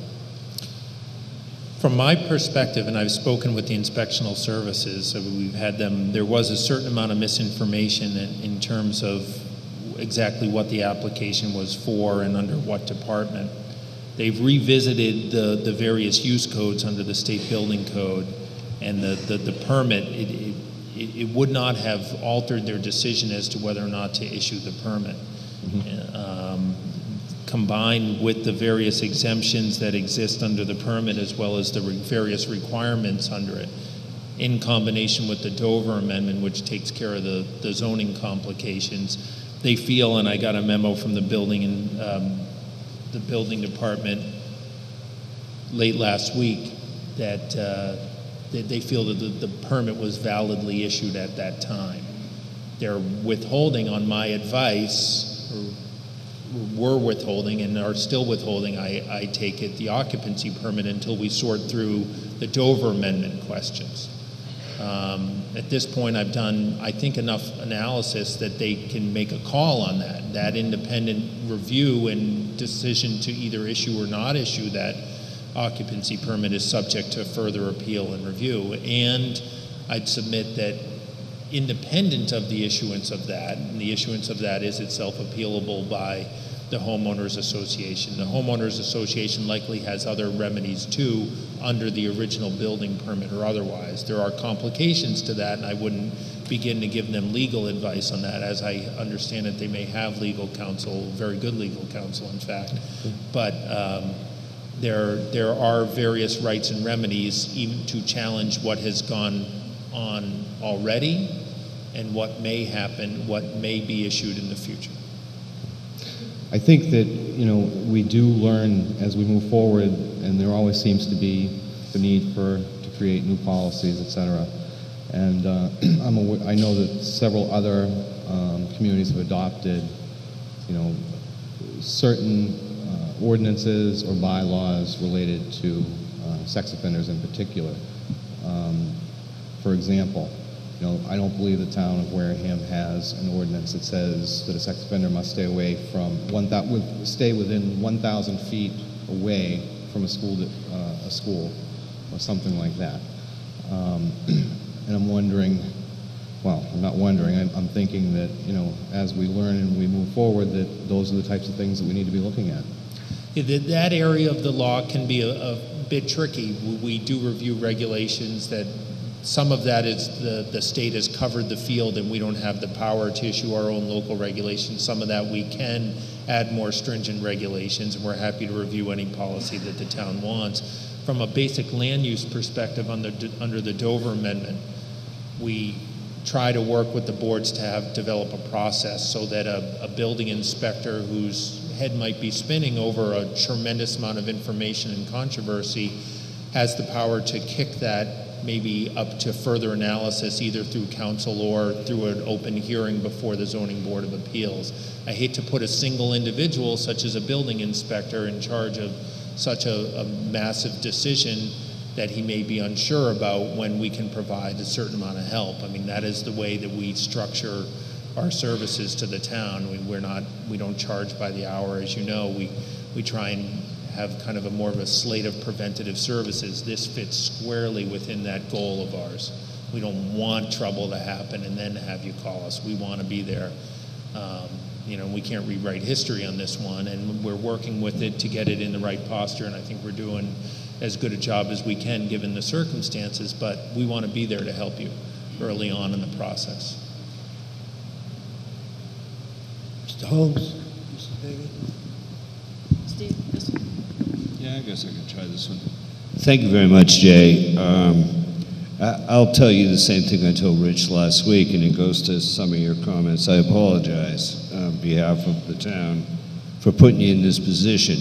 As Mr. Schneider just stated, this permit was issued back in April, and some of us were told that you were already working on this, and put Mr. Bowen come in there about a week and a half ago, and we kind of avalanched on him. So I appreciate the work that you've done. My question in this whole process is, and I think that once this issue is resolved, as a board, I plan on bringing recommendations in terms of policy for the town, because obviously we can't allow these things to just go unmanaged. My question to you is this. We have this current issue in place. The Homeowners Association has taken their own legal track, but as a town, in terms of appealing at this point, it's still open, there's nobody in the building, they're just there doing work, we've issued them a building permit. I thought you mentioned that it was possible at this point to still take this to Zoning Board of Appeals. Is that true on behalf of the town? Or is it only true now on behalf of the individuals or the Homeowners Association? Appealing the building permit more than 30 days out from the town's perspective may be difficult. There are still some appellate remedies, perhaps on the occupancy permit end on this, or it's conceivable that an occupancy permit may not even issue. I mean, there are risks and benefits with all those actions. I think the building inspector now has enough information, in my legal opinion, to make a decision as to whether or not he wants to issue that occupancy permit. Because the state building code says that you can't issue an occupancy permit unless you comply with zoning, same as a building permit requires. If he determines that it complies with zoning, then that act is in and of itself a potentially appealable act. If in fact he determines that it doesn't comply with zoning, likewise the facility itself could appeal that, and that would go to the Zoning Board of Appeals. I don't want to be under any illusions here. These Dover Amendment cases are very hard. And I guess, my other question was, during last Monday's meeting, one of the gentlemen from the representatives mentioned to the Homeowners Association, have you enforced these covenants in the past? And I think this is a good question, right? So that, and my question to you is the same question on behalf of the town. If we don't appeal this, or do something to prevent it causing an appeal, so we can get a clear definition on Dover, right? In terms of the town of Wareham in this particular situation, and we do nothing. And the homeowners, they do their thing, and then this goes in. When the next one comes along, we don't find out about it until there's an uproar in town. And then let's say we took your suggestion and we went a route towards an appeal on that, that would be discrimination, wouldn't it? No, because we didn't do it on one and did it on the other. Right. No. And this comes up, we're all used to the fact that we read about court cases, and the Supreme Court made a lot of decisions recently, and they do something. What they do is precedent. When they make a decision, it's binding on the next court. Things that happen on a local permitting level, unless you do it 100 times in a row and change your mind on the 101st time, things that happen on the local permitting level do not create precedent, and that's the law, that's case law. Because zoning, you're not professionals, they're not courts, it's not an appeal that meets the level of the appellate courts, whether it be the Massachusetts Appeals Court, the Mass Supreme Judicial Court, or the Circuit Court of Appeals, or at the federal level. None of that binds future boards. A lot because times change, zoning conditions change, every project is unique in its own way, even if they might seem on the surface to be the same. And most importantly, board members change. So I always say, you're not condemned to repeat the sins of the father. So you don't have to, if someone did it one way, it could be stylistic, it could have been wrong, you don't have to do it the same way. It does not create precedent. Right. And I'm very comfortable with that opinion. Thank you very much. Hi, Mr. Talaman. I have a couple questions, actually. Back in the beginning of your presentation, you mentioned that the town is not the beneficiary of the restrictive covenant. That said, Is the town of Wareham able to enforce these covenant restrictions? No, well, let me back up. Based upon the covenant that I've seen, and I've only seen one, and I'm aware of, looking at some of the documentation, that there may be others, at least 2 others. If those follow the same basic form, and it looks like there was a covenant, then an amendment, then a confirmatory covenant, assuming the language is the same, we don't have the requisite standing or jurisdiction to enforce the terms of those covenants. However, the homeowners association can be the enforcement agent for these restrictive covenants. It is quite clear that they have the authority to enforce those restrictions. So if there could be a developer that complied with town zoning and had subsequently got permits. However, if they, say, defied restrictive covenants, there's nothing that, well, there's little that the town can do, but there might be much that the homeowners association could do. Yes. Now, there are situations in some types of permits where I do, when I help write a permit, I say, hey, you've got to make the town a beneficiary. The classic case is like a conservation permit where you have to maintain open space. So I retain the power of the town to enforce those covenants. These were more private restrictions based upon aesthetic considerations and future additions to developments that the town required that they impose, but did not require that the town become a party to them such that we had the right to enforce them. I understand. So my other questions are, does this board have the authority to do anything, for example, to delay the occupancy permit? Does this Board of Selectmen? I don't think so. Short of, it would be, I think you have to let the occupancy permit process shake out in terms of, could you intervene a little bit? Yes, I'd be more worried about intervention in an independent agency of your town's actions than anything else. I think that depending upon what happens at the occupancy permit level, because there's a requirement under that it comply with zoning, there's a potential authority there for various local entities to do something then. Intervening right now, I think would, A, I'd be concerned about heavy-handedness on your appointed officials, and B, I'm not sure there's a mechanism I could create for you to do that at this point. There is no present occupancy. It's been more than 30 days since the building permit issued, which the board would have had some form of notice of. So I don't have a tool at this point in my toolkit to make a challenge. So going forward, the discussion that you previously had with Member Winslow, would this board be responsible for crafting a policy, since that's what we do, we craft policies in conjunction with legal counsel in order to address maybe upcoming situations such as this?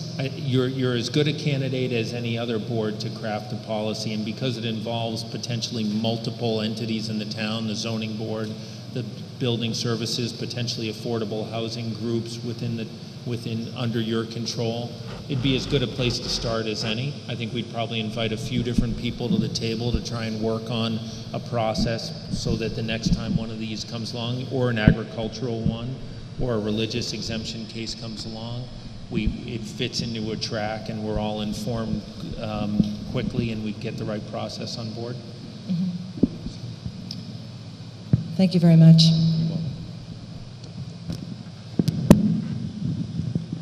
Any other questions from the board? Steve? Mr. Chairman, thank you very much. I'm very concerned about that man's statement. It just keeps rumbling around in my head for some reason. I'm very concerned about treating one person one way and another group another way.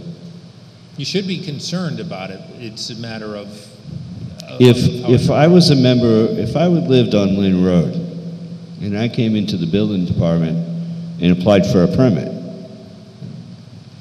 And the building inspector denied my permit because my homeowners association has covenants.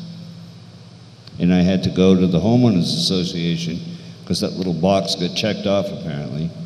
And I go back home and I have to go to the homeowners association to get a signed agreement and come back to the building inspector and say, here you go, I got my sign off from the homeowners association. Building permit gets issued, right? It's one way. Or I come into the building department and they say, you know, you're part of Lynn Road, you have a homeowners association, they have covenants, we'll issue the permit based on you getting a signature from that homeowners association, and then, you know, somebody else comes in and they come in for a building permit, and there's no mention of covenants. So we have three groups of people coming in, and the process changes for all of them. So you know, when you get into civil rights, every side has an argument, right? So my concern is that everybody gets treated the same, and if they haven't been, is that a problem? Well, you've added another element to that, and that is the civil rights. In terms of the precedent setting, in terms of making a decision based upon purely on zoning, as I mentioned before, you're not bound to do what the prior building inspector did or zoning board did. That being said, you're still bound to make the correct decision. So there's a separate process to appeal. Just as it's just a technical matter. I make a motion to go beyond the hour 10. Second. Motion made and second to go beyond hour 10. All in favor? Aye. All opposed? I apologize. Unanimous? So you're still bound to do the right thing. So if on the third time in the building inspector blows it, there's a remedy there for the person who was the victim of that in terms of getting corrective action. When you throw on the overlay of civil rights, and I think Rich can chime in here if he likes, it adds a whole separate area in terms of the level of inquiry. There really has to be an element of bad faith or malice for it to rise to the level of civil rights. I mean, the cases are quite clear on that. It's not enough for someone to screw up. Otherwise, we'd get sued probably more than we like, because I represented a lot of towns, and you know what? Mistakes are made. A lot of volunteers on a lot of boards, people make mistakes. If we got sued for civil rights every time, I can only imagine what the appropriations and the insurance premiums would be like. So you have to go a step further. So the building inspector does something one way, one with the first person, slightly different second person, third person comes in, doesn't even check the box. Someone suing in civil rights has to do something more than say, hey, you screwed up. They've got to prove that you had an axe to grind with that person. There was malice, there was bad faith. It has to raise itself to a whole other level. It has to shock the conscience, as Rich just said. You really have to push the envelope on that. That doesn't mean that sometimes people don't sue when they don't have a reason in civil rights, and it still stinks being a defendant, especially if you're named in your individual capacity rather than your official capacity. But the level of proof is much harder if you throw a civil rights action in there. And Rich and I have both, the first thing we do when we get civil rights cases in the office and we get them in is test via a motion to dismiss whether or not it reaches that bad faith, malice, shocking level, and try and get rid of the civil rights parts first, and then, okay, once we get rid of those, we can deal with just the basic zoning mistakes. Again, is there a fact pattern that you could make right now where I'd say, yeah, that one gives me some trouble because it looks like they didn't like that particular homeowner for whatever reason? There is those things, and we have to look out for them. We're not absolved 100% from concerns over that when we do things differently for different people. But the vanilla decision to make a discretionary decision, I'm going to give a permit here, and 10 years later I don't give the same permit, that doesn't worry me as much because it's not a per se precedent-setting event. Mr. Chair? Yes, Mrs. Winslow. I have one more comment. But if we had a policy that was crafted in the manner in which you said, with the boards involved and yourself involved, then everybody would be treated the same. There'd be no question. Well, because the policy would have to be followed. I mean, I don't think that any of us, you know, are sitting up here saying, you know, we're out to get one, but I think that this situation in and of itself brings up an issue that's community-wide. It affects the community as a whole. And I think we want to make sure that not only is the town's interest protected, but that the residents who quite frankly put us in these seats and expect us to represent them, that their interests are also respected and protected. Right. And you make a good point. Certainly a policy. I wish I had a toolkit that had a foolproof set of policies that I could have a town adopt, and it would absolve us from any problems in the future. A policy will limit the level of controversy and will catch problems before they start. Nothing's foolproof, though. And this business tells Rich and I that problems still happen, but we think we can reduce a lot of them, and we also think we can, as I think you suggest, put people's minds at ease a little bit when something arises, that we're going to catch it quicker, involve more people, and have a discussion in a more deliberate way rather than at 11th hour or a proactive discussion. Yes. I mean, Proactive, we're having a reactive discussion, yes. and that's a much more difficult discussion to have. Agreed. Mr. Chair, I'm not sure how to go about ensuring that this happens. Maybe we need to schedule some type of workshop meeting, and I would suggest we do that early in the fall. I know it's difficult with vacation schedules and, you know, getting all these different boards together, but I'd really like to see us work towards accomplishing that goal. Well, I think it'd be good. What we could do is get with Rich and to schedule it between him and the town administrator, and the fall may be a good idea. The sooner the better, though. Whenever, wherever is convenient for you all. You guys let us know when you want us here, what you're looking for. We can do drafts. We can show up at meetings, start with a round table, develop a draft. I don't think this is particularly heavy lifting to develop this type of policy. Have policy, will travel. Yeah. But we can get you in the right place in this. Well, if it can be done quicker, you know, whatever we need to do to get the ball rolling, so that in the future there's a process and we're all familiar with the process. Happy to do it whenever. Thank you. Okay, in the meantime, can you temporarily make up a draft? Happy to do it. For this particular subject matter, I have a very simple template that, you know, I want to know. I'll want to know a little bit more about which staff, and I can work with the building department who gets to see which things.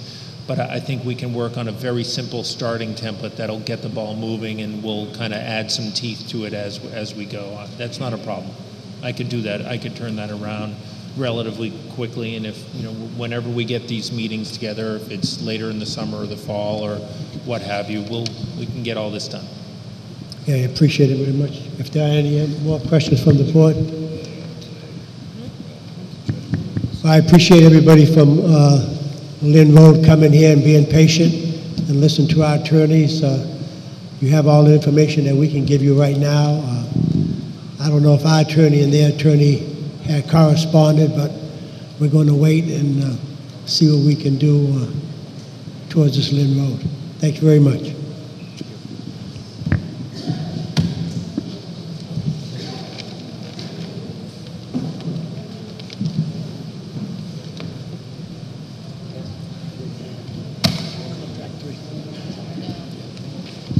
Mr. Chair, just to clarify for the audience, the discussion that appears on the agenda is a discussion amongst the board members with the council. It's not a discussion. It's not, we're not going to have questions or comments.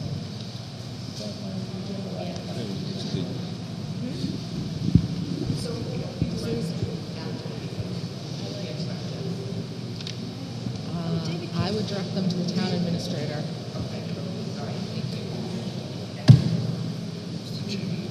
And you can copy the board.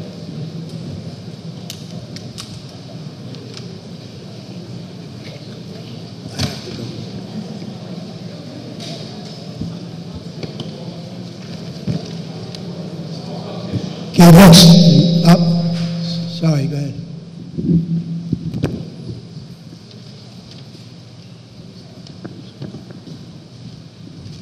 name's Sean Murphy, 17 Lynn Road. I know that the citizens' participation had gone and passed.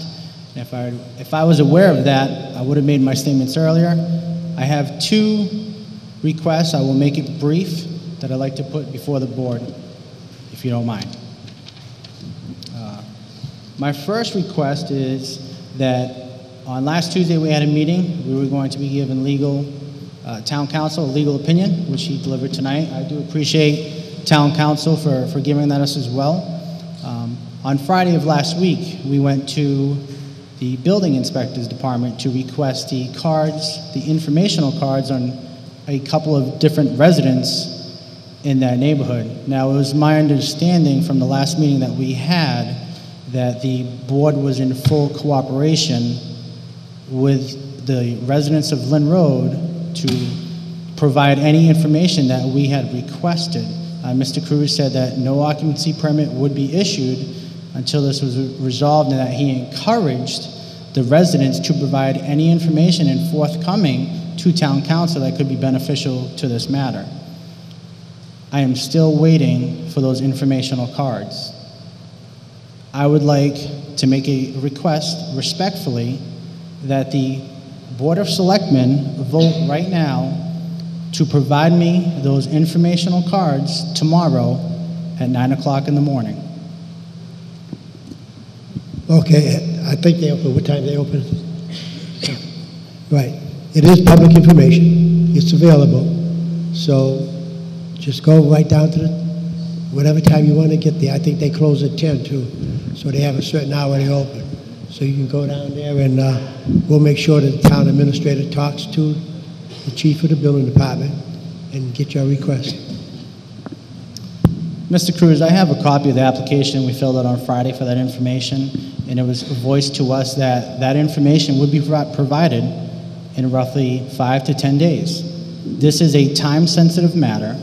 I do not want to go through the town administrator or the building inspector. The Board of Selectmen have the power right now to grant me that request. This is a request. Respectfully request you, yes or no, the Board of Selectmen to provide me that information tomorrow at 9 o'clock in the morning. The Board of Selectmen is telling you right now to go down there tomorrow and get whatever you need from the building department.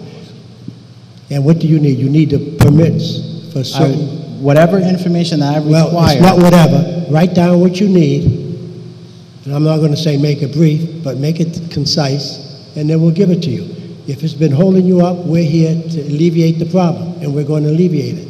Because before we make a decision, as I said last week, we want to make sure that we're protected, not only as the town, but you're protected also. It's just like you need to be protected. So if you need that information, it will be provided for you. There's public information that's requested. Normal, the thing is you have to put a Freedom of Information Act in. But for this one, we're going to let you go down and whatever the cards, 4 or 5 cards, you said it was 5 or 4? It's specific cards that we requested on that day, also permits. So whatever cards that we would need, any informational cards on that development and any permits that were issued for that development is what I'm looking for. Let's be precise. I don't know how many developments, how many buildings you have in that property. There is 21 homes in that subdivision. I think you said 5. So let's go with 5 instead of pulling all 20-something. That's fine with me, and any permits that were issued for that subdivision as well. Okay. Get the 5, put the application in, and we'll give you the rest. Okay. Simple as that. Thank you, sir. I appreciate that very much. My second request is that town council be encouraged to look into this matter, to continue to look into this matter, which we do appreciate, and to look at any means, utilize any resources that are available to them to stop this home coming in from 7 Lynn Road. Okay, town council is looking, they're in this for both of us. But right now, they're protecting the town and telling us what we can do and what we cannot do.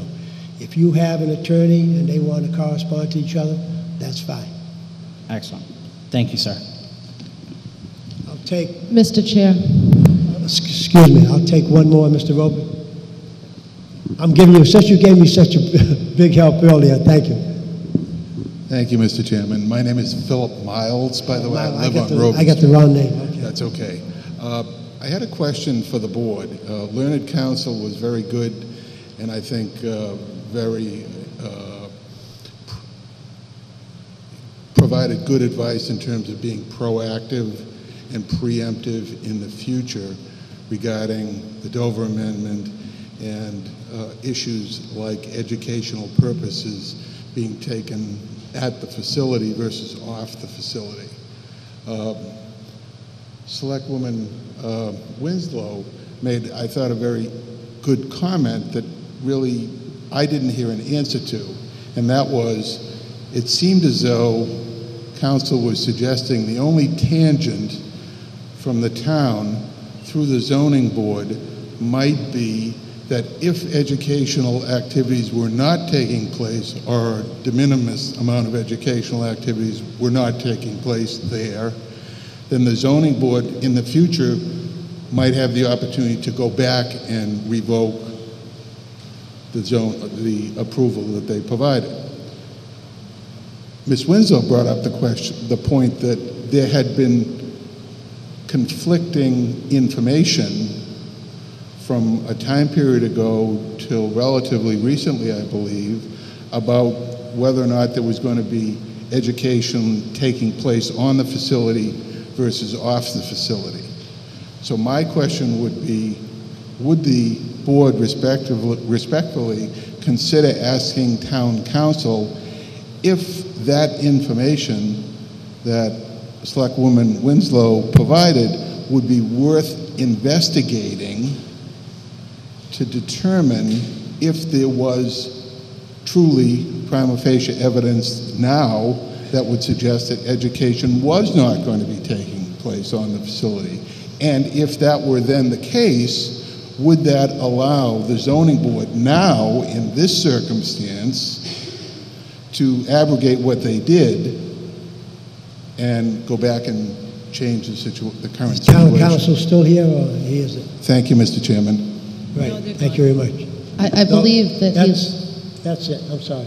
Oh, I was just going to answer the gentleman's question because I think town council had left. What town council had said previous was that if people had information that they were welcome, you can send it to town council. I was referencing a tape that I believe was made that morning. Whoever has that tape, if they want to bring it to the town administrator's office and ask him to forward that on, and town council said that this is going to be an ongoing process, that they're going to continue to look at it. So,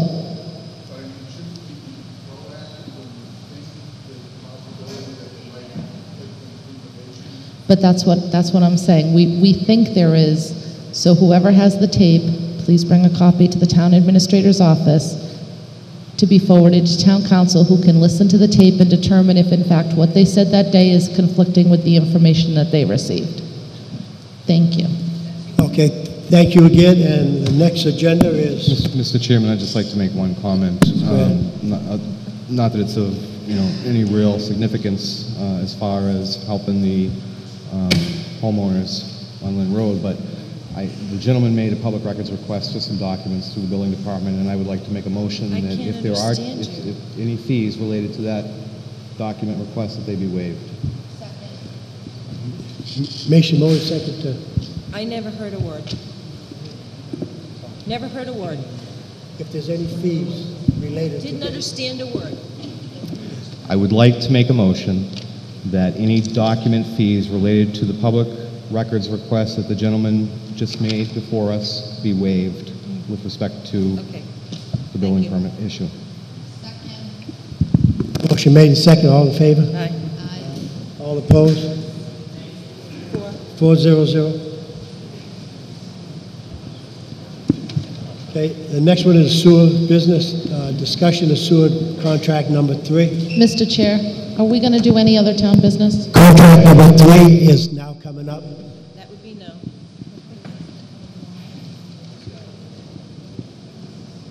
It's supposed to be any other town business. Contract number 3. Where's Mr. Gifford? Mr. Gifford. He was, the other is. With Steve Bill.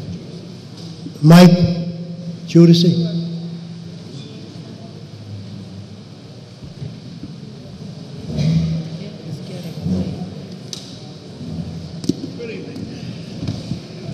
Would you like to have another mic on the table? One's good enough? One mic? You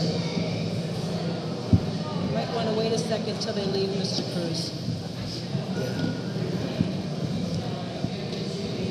We're going to pause a few minutes and let the crowd exit, then we'll continue. Ellen, you want to take over? Me? Why? You have to run out? You know where I am. Where's the clerk? I'm the clerk? What? Oh, no. Where's Walter going? I think we're going to recess for 5 minutes because we don't have a clerk, and now our chair just left. Okay. Okay, excuse me. Please. How old are we here? Mr. Judici, would you like to start, please? Sure. Mr. Judici? For the record, I'm Mike Judici from CDM. Just want to report back the latest developments in the Contract 3 sewer project. As you know, we opened bids on June 16th for construction of the contract. We received 9 bids ranging from approximately $2.9 million to $3.9 million for the contract.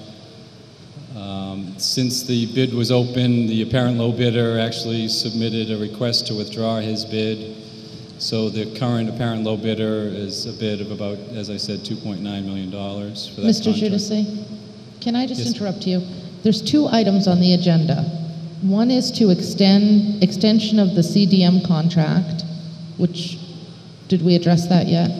And the second is discussion of sewer contract number 3. I'm just confused. Are we? I was asked to present an update on Contract 3. I'm sorry, Okay. ma'am. I apologize. So for Contract 3, we opened bids several weeks ago.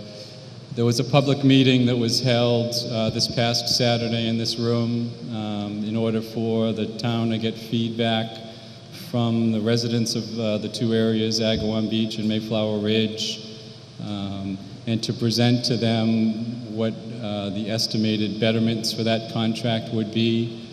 As you know, the largest piece of that betterment calculation is the construction cost, so we were directed after the public meeting in February to put the contract out to bid so that we had a real bid number as opposed to a construction cost estimate in order to make that calculation. Based on that bid price and the other factors in the overall cost, the estimated betterment was determined to be around $32,000 per property in Contract 3.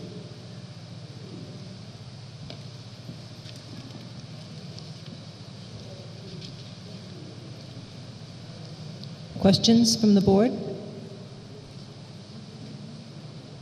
Mrs. Winslow? Thank you, Mrs. Begley. I don't have any questions per se about the bids. We got, the report, and I know that we've all received the emails for and against this project. This isn't an easy seat to sit in because there are a number of issues that come up with this project. And obviously the biggest being the cost. $32,000 is more than the average per capita income in Wareham. That's a humongous number. But on the other side of the coin, there is the issue of clean water, and there is the issue of the replacement of septic systems should they fail in that area, which is also quite costly.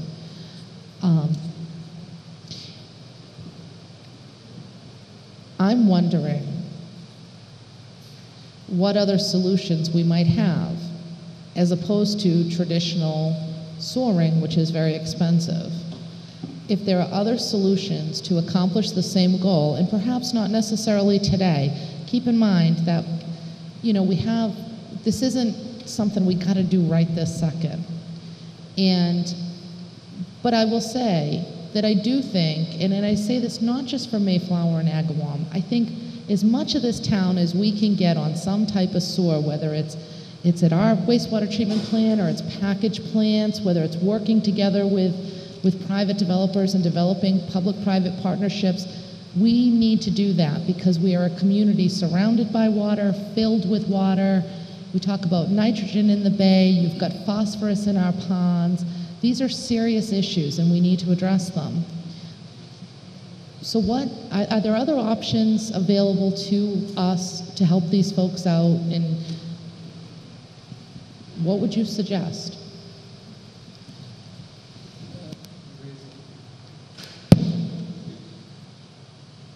It's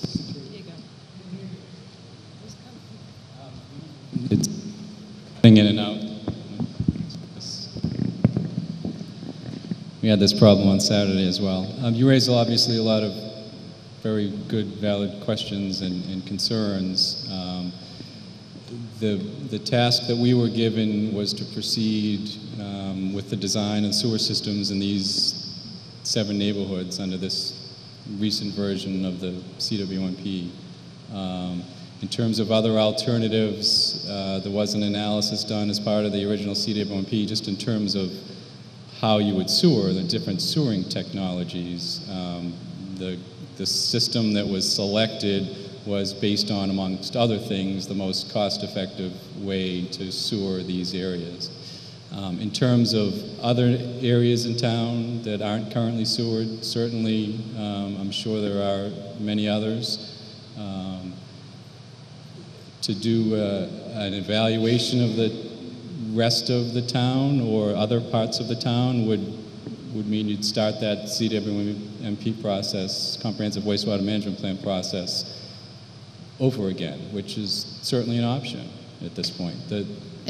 And I just want to say, I don't want to reinvent the wheel here, but I think that there are options that are available to us today that may not have been available back when the Comprehensive Wastewater Management Program was originally put together. I know, for example, that I live out in East Wareham, and right over the Plymouth line, they're building River Run. AD Makepeace is building River Run, and there's a package plant, and they're going to be looking for effluent, and that would be the perfect opportunity to sewer that area of town. And I realize it's not something that happens overnight, but you've got a large number of bodies of water in that area. The whole area is on septic. Some of those septic systems or old cesspools now lie in what is a water table because of some of the development. That would be not a bad thing for that area of the community. And people are going to pay for this one way or another. I mean, when you sell your house, if your septic isn't Title V compliant, then you have to put a new one in. My house, when they put one in, it was over $25,000. They can be very expensive in some areas of town. I happen to live on a little pond. But I want to make sure that we're looking at all our options that we have, and that we're making decisions that benefit the greatest number of people in the community. That's all. Thank you. Your turn. Good evening, gentlemen. I also share the concern about the costs for all of these projects. Can't hear you. But I would like it if you could expound a little bit upon the historical costs of betterments and how these costs today would compare to costs 5 years out if this project was done. Can you put a number on that? Would it be 3% a year increase in costs for those same residents? In a typical economy, you would carry probably a 3 to 5% inflation factor for construction. Obviously, we're in unique times right now in terms of the economy and the price that you receive for these for this area, as well as contracts 1 and 2, were very competitive at a time of historic low construction costs. It's obviously difficult to to predict what's going to happen 1, 2, 3, or 5 years out, but in a general sense, you would typically carry a 3 to 5% escalation factor per year. Okay. And just so I'm clear also, in reading the Comprehensive Wastewater Management Plan, it's my understanding that if we don't move forward with these two areas, the town, it effectively binds the town's hands as far as storing other areas absent a new comprehensive wastewater management plan. Is that correct? So essentially, we wouldn't be able to provide sewer service, additional sewer service to, say, the BDOD, 80 Makepeace Company. Is that correct? That's my understanding. These areas, four other neighborhoods could be sewered, whether it was a complete new comprehensive wastewater management plan or at the minimum of notice of project change, which is a vehicle that you can use as part of the MEPA process to make changes to previous submittals. It would depend on what the nature of the change was, if it was doing other areas in lieu of these two areas or in addition to these two areas would impact what process you'd have to take.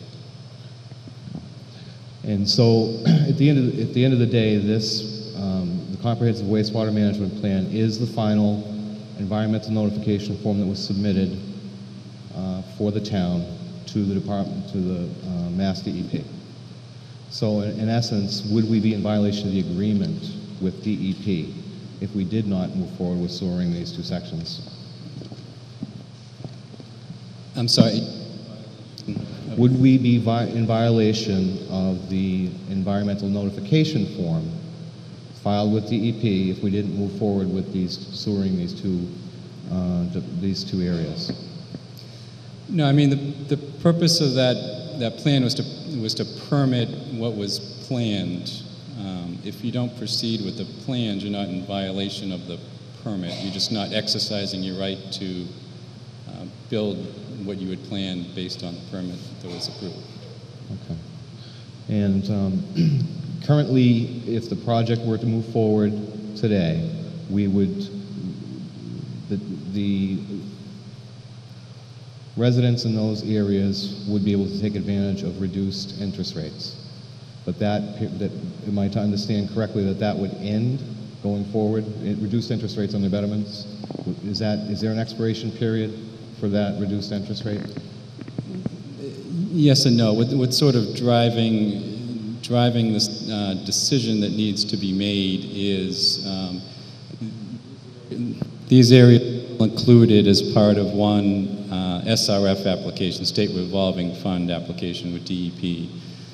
That loan was first, or the application was first taken out in 2007. So the directive from the state was that if you were to proceed with this contract, you need to make a decision before the end of this fiscal year. So June 30th is the date that they're looking for a decision. Now, if you do not decide to proceed, that doesn't mean SRF monies aren't available in a future year. It's a reapplication process for these areas or other areas or whatever path the town decides. You can reapply to get on that SRF list. It comes out every year.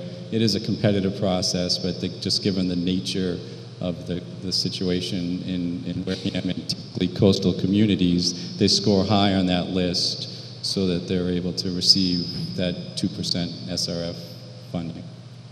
Okay. And the 20-year pro forma that was identified in the Comprehensive Wastewater Management Plan for the sewer user charges, if we were not to move forward with these two areas, how would that impact the costs of maintaining the current plant?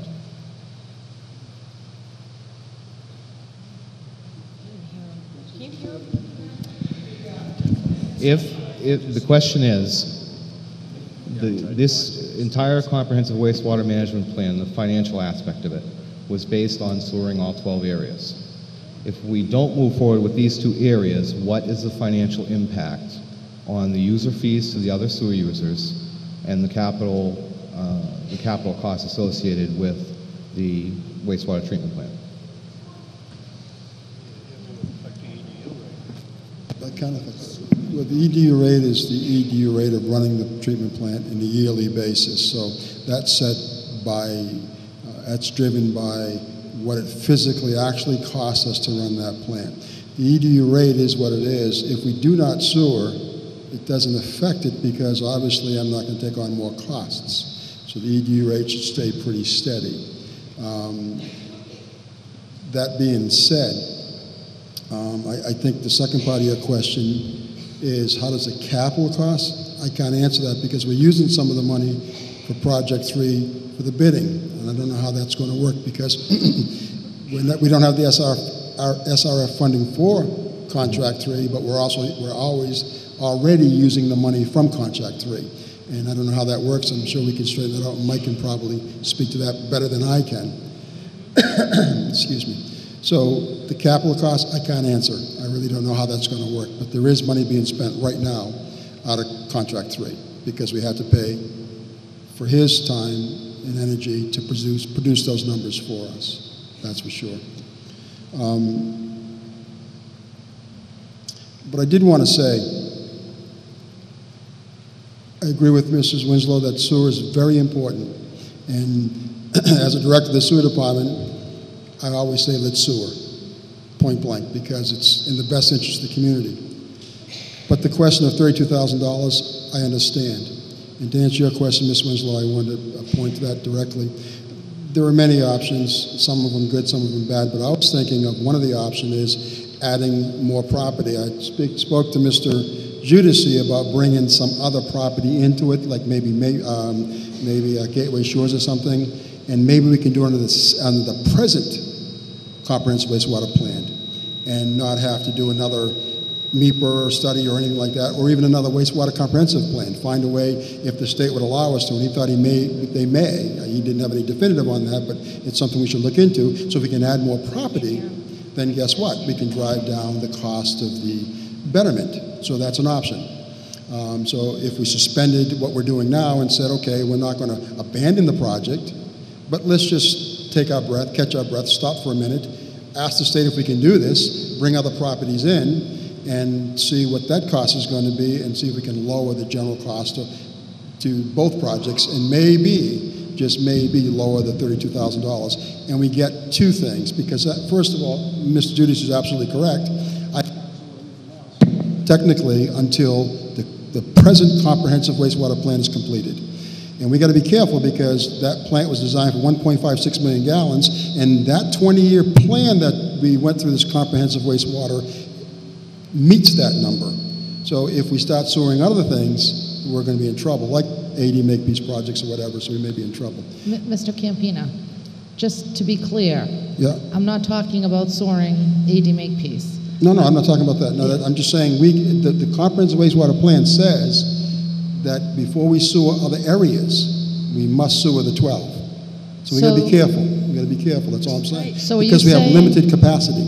I just want to make sure I'm clear on this. So are you saying to me that if we sat down with AD Makepeace and devised one of these public-private partnerships, which communities all over the Commonwealth are doing today, and the state is actually putting mechanisms in place so that communities can do it even easier, that DEP would say, no, you can't sewer East Wareham because you... No, that's not what I'm saying. Okay, I just want to make sure. No, that's not what I'm saying, because I was probably in a meeting with you. I was part of that where I would like to see AD Makepeace or any private contractor go in partnerships with the government to produce areas like East Wareham.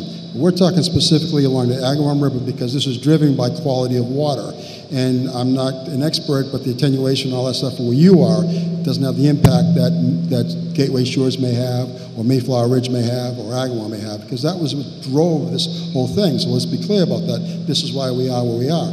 But to answer specifically to Agawam and Mayflower, how do we get that $32,000 down? And what I suggest, in speaking with Mr. Judici earlier, is maybe looking at other areas like Gateway, because it's close enough, where we can have the state give us permission to include that. under the existing comprehensive wastewater plan, providing we have the gallons, and that would be his expertise to make sure that happens. My point is to drive the cost down for the present, because I would like to sewer the two areas in question, but the question is the cost.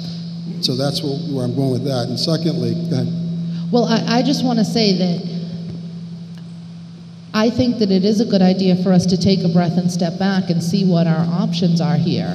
But I guess I'm saying it's really time for us to look outside the box and to not look at traditional sewer, which is $1 million a mile, to, sorry, it's getting late. It's the system. And to look more into these types of opportunities. I mean, I'm not suggesting that that's an opportunity for this particular area of town, but perhaps combining them with, like you said, or maybe, you know, I just think it's time for us to have a real frank conversation about what we're going to do. And I understand the wastewater treatment. I get all that. But what are we going to do as a community as a whole to address this problem going forward, not just for these folks here? Sewer isn't going to get cheaper. If 10 years from now, we're going to sewer more areas of town, you could be looking at $50,000, $60,000, $70,000 betterments. I agree. But so I think we have to attack the problem, which is a community-wide problem. It's not a Mayflower Agawam problem. I mean, it is right now tonight, but it's specifically tonight. It's a community problem from a number of different avenues. I guess I just want to be clear about that piece of it. No, I understand that, and I think specifically speaking to what's in front of us now, the question is, do we move forward at $32,000, or what are our options? I think that's what we're trying to decide tonight. And all I was saying is that maybe we step back, not abandon the project, but maybe step back and look at these other options. Maybe Mr. Giudice can contact the state and say, hey, listen, if we add some other properties to this present comprehensive wastewater management plan, can we go and maybe. And then the bottom line is lowering the betterment, because that's what we're talking about. How do we make it affordable for these people? I think that's the question we're trying to figure out here. Because I don't think anybody in this room will say we don't need sewer. I think we agree that we need sewer, but the question is affordability. I think that's what's troubling. That's what we're trying to address. So that's one way. And the other way, I think we step back and we look at things that maybe, as some other communities could do, have done as research, is cap betterments. And so, okay, this is the max betterment, and anything greater than that, whatever that number is, the community picks it up, because, after all, the entire community benefits from anything we do with water. If I clean up Onset, you swim there. If I clean up any of these things, we swim there, we shellfish there. It becomes a community gain. We all gain, not just the individual that's paying for the betterment or paying the yearly fee for sewer, the whole community. So that's an option. So all I'm saying is, if we take our breath, suspend what we're doing. Let's not get so crazy about getting this done, because I don't think anybody wants it at $32,000. Let's not abandon the idea, because we should sewer, but let's catch our breath and look at other options, see if we can drive that $32,000 down. If we find these options, then we can move forward at that point. We may lose the specific SRF funding, but if we can drive the cost down with adding, as an example, Gateway Shores, then we'll apply again. It may not be 2%, but it may be 2.5%, maybe 3%, I don't know. That's all I'm saying. And I think then everybody can be satisfied, because we can get our sewering at a reasonable cost, and not put a great burden on any individual area of community. Because there was 3 areas in this particular SRF fund, and we go from $15,000 to $32,000, and you know, there's a lot of questions of quality and equitability. So that's all I'm saying. Let's look for a way to make it affordable for the folks that, because there are people in Agawam, trust me, need sewer. There are people that are going to need sewer. And I've got the reports on the quality of the water. We can say it's good, but it's been deteriorating since that report came out of a good quality in the Onset Bay. There's a report out now that says it's actually deteriorating by the year. Affordable. That's all I'm saying. Mr. Chairman, through you to Mr. Campina. Basically what you're talking about is adding another large area to be sewered. Yeah, something like, because that's a larger area, and we'd need permission from DEP, but I think it's doable. I think I spoke to Mr. Giudice about something like this, and the reason why I suggest that area is because we're sewering presently in the Oakdale area, and then we can come under the bay and then grab Oakdale and bring it to the plant. So that's why I suggested that area, because we're there. I mean, it made the most sense. Well, I have two questions. Yeah. First, in looking at the CWWMP, yes, it specifically states that we have enough sewer capacity to sewer the 12 areas that are identified as priority needs. Yes. It questions going forward it discusses our ability to provide additional capacity for growth and infill within those priority areas. When we get into larger projects and adding larger areas, there's no certainty with respect to whether we have sufficient capacity.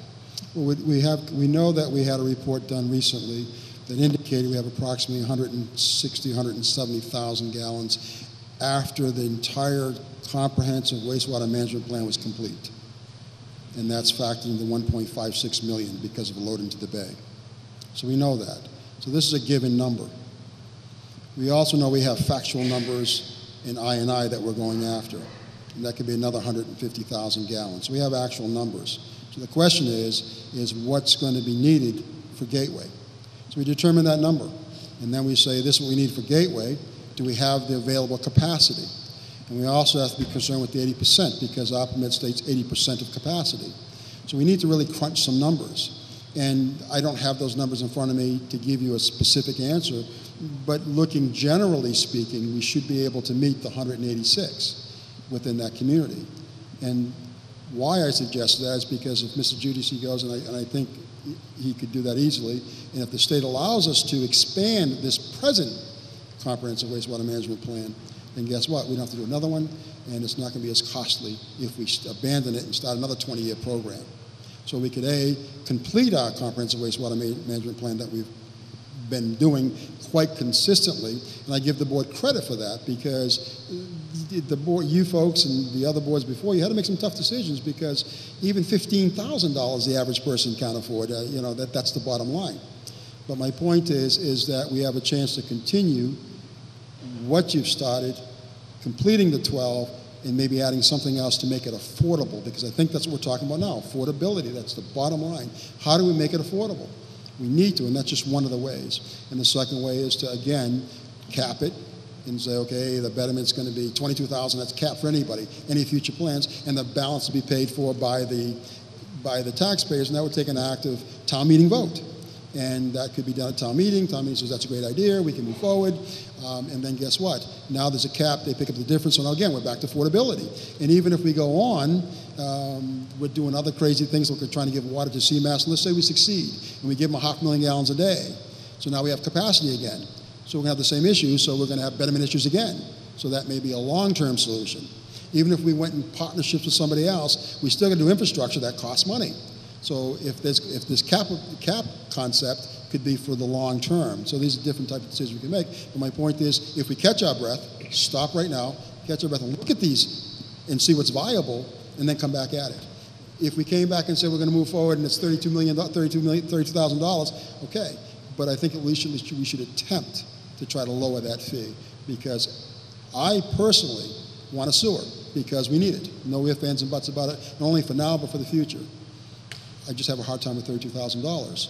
If it was me in that neighborhood, it would be quite a bit of money for me to come up with, even over 20 years. So that's all I'm saying. How do we find a viable economic way to get sewer done? And that was my suggestion, is looking at some other area like Gateway, and they're right on the river. Not only would that be a great idea to lower costs, but they're on the river. And I know we have systems that really need some attention, so the town's going to get a double bang. We're going to lower rates for everybody, and we're going to get that area taken care of, which is going to contribute to a better bay and bayment area that we're trying to clean up anyway. So that's why I'm suggesting that. That'd be my suggestion. Certainly, you guys are the ones that are going to make the decision, and I respect that. I work for you, and you tell me what you want me to do, and I'll do it.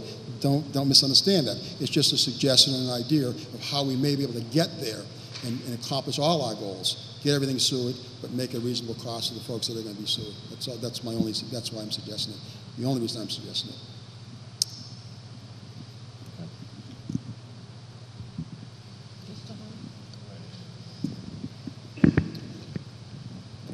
Well, I spent the weekend, this beautiful weekend, reading this. And this was the Comprehensive Wastewater Management Plan Single Environmental Report. And this has been in existence since March of 2002. They had public hearings. There's all kinds of things. This is the who, what, why, when, how of sewering. And what I found extremely interesting was in 2002, they had estimated costs per contract. And the total for Mayflower Ridge and Agawam that was estimated in 2002 was $3,133,000. Now it's 2.9 is the best estimate that we got. That came as quite a shock to me. And I understand that it's not as densely populated.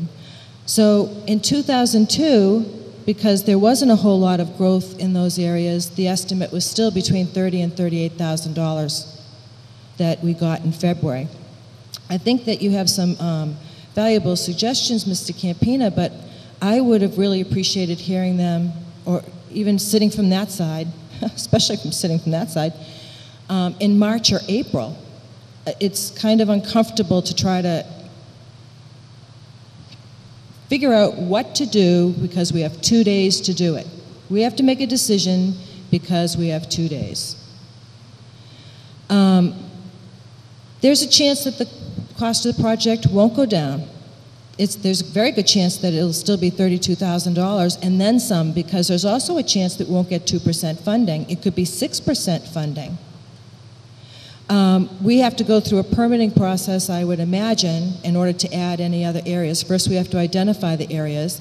Then we have to have public hearings because there are going to be lots of people in those areas. Some are going to be for it.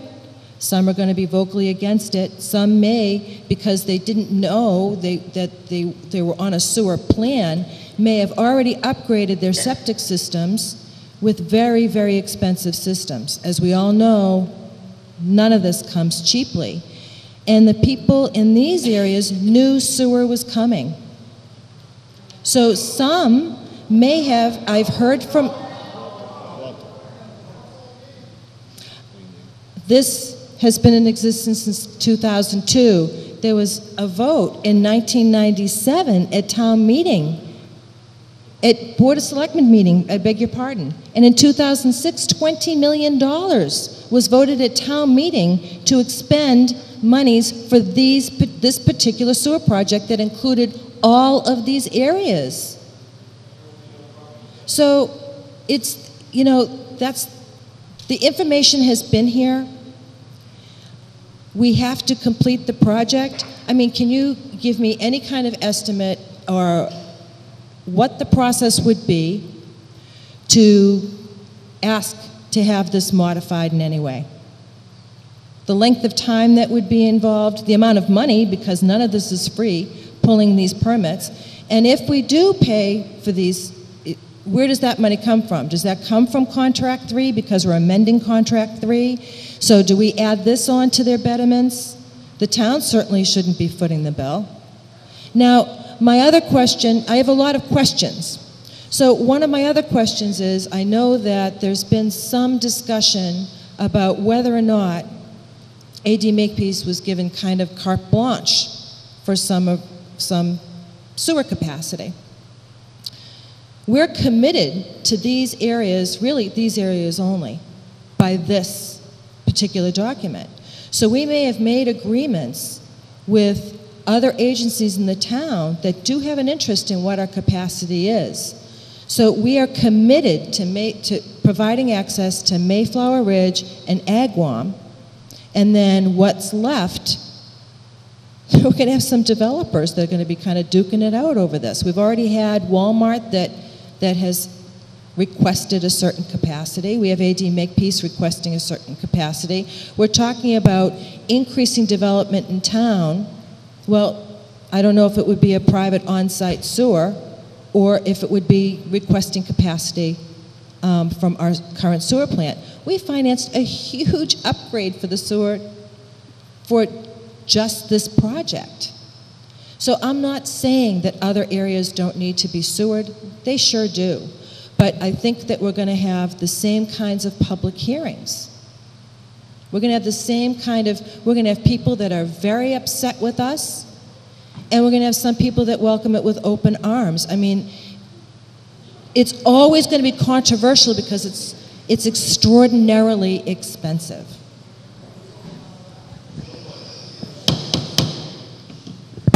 No outbursts from the audience, please. Are you finished, Mr. Baker? Are you finished? I asked the questions about the permits, etc. The process. Don't wiggle the wire.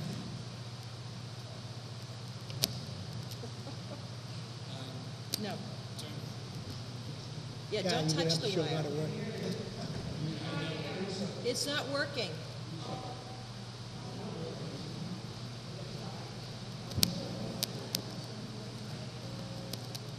That's the same one you had Saturday, but that's the same mic. Do you want this one? There you go. Hey, go ahead.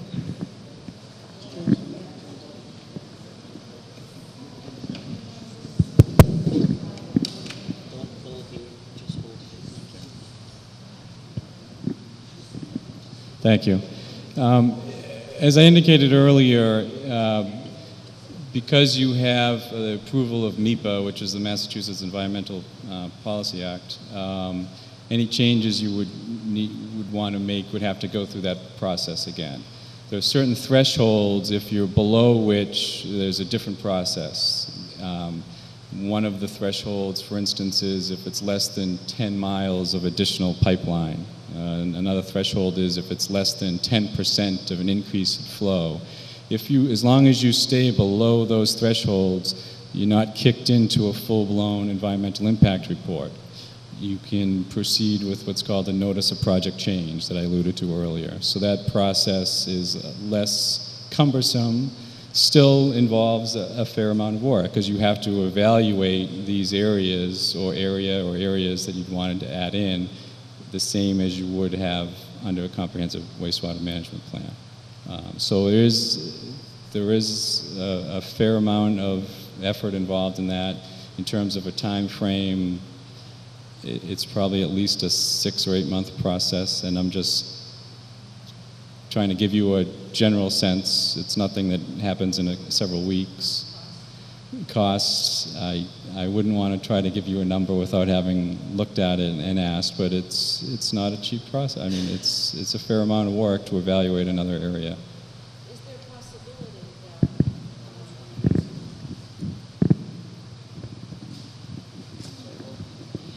Is there a possibility that, again, so we would extend the permit to another area, say it fit the criteria and it was less than 10 miles of pipeline.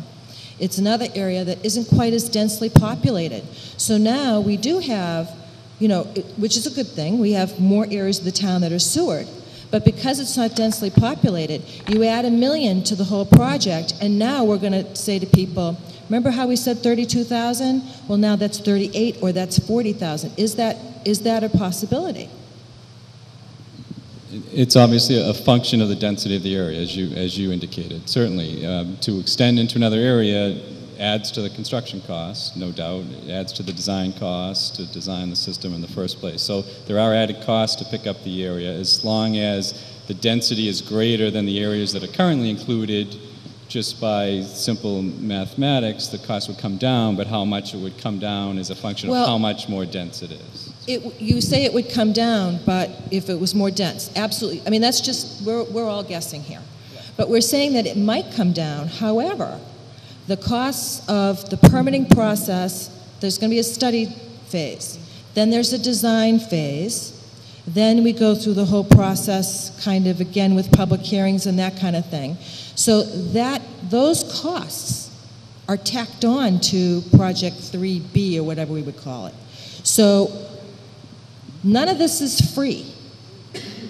So all of that gets tacked on, and we're hopeful that it's densely enough populated that it would factor in that everybody's betterment would be less. But there's a chance that it could be the same, if not more, because of these additional costs. Certainly a possibility, depending on the area and what the cost is to serve it, absolutely. Yeah, I would not sit here and guarantee you that adding another area would decrease the cost without knowing, without having any idea what area we're talking about or what it would take to get it permitted or get it designed and constructed. That's something that would need to be looked at, certainly. Thank you. And just to, just as an aside, to speak to anyone that's here that purchased their home after 2002 and had to get a Title V because the Title V, and it was a failed septic system, and you were not told about that, I am deeply sorry, because I find that extremely irresponsible of whoever was involved with that sale.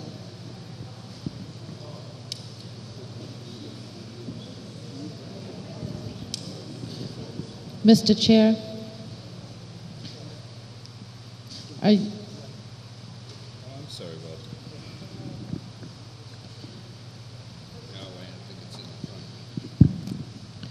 Go ahead, Mr. Winslow. are you looking for a motion now? Are you looking for a motion now? A motion. Or did we get everybody? No, I don't think Mr. Holmes did. You have a Oh, comment? okay. No, well, I haven't said anything yet, but on the sewer, I know when we first estimated this, it was 37,000. We drop it down to 32. Can you hear? Yeah, yeah. Right, so we first said it was 37, now we got it down to 32,000. I know it's still high. Now, someone had mentioned putting a cap on it. Suppose we had a cap of 30, no matter what it comes. So, well, I'm just asking, hold it. I'm just asking the question because we're going to take a motion on this pretty quick. So, you know, we could do a cap. I know there's no way with the cost it is now to get it down to 15 or 20 or whatever, even Oakdale.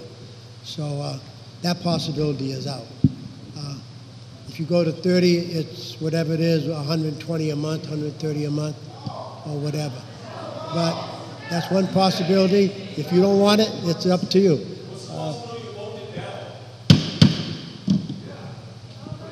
We are taking the vote, and if it goes back up, the cost is definitely going to go up on interest rate and the cost of it going wherever you're going.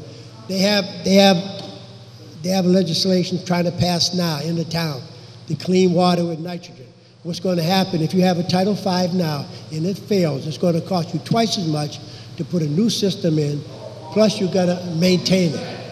So, well, that's all I brought to bring up to you, something to think about. If you don't want it, it's up to you. It's going to be a closed deal. Any other questions or comments from the board?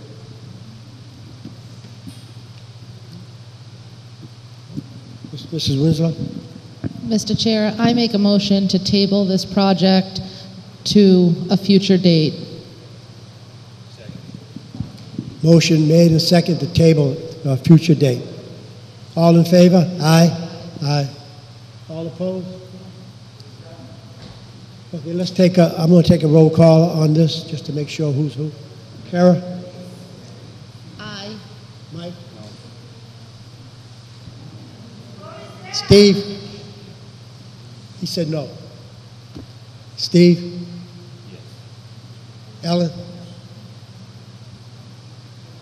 2 and 2, and I moved to table it to another future time. And so, yes, so that's 3-2.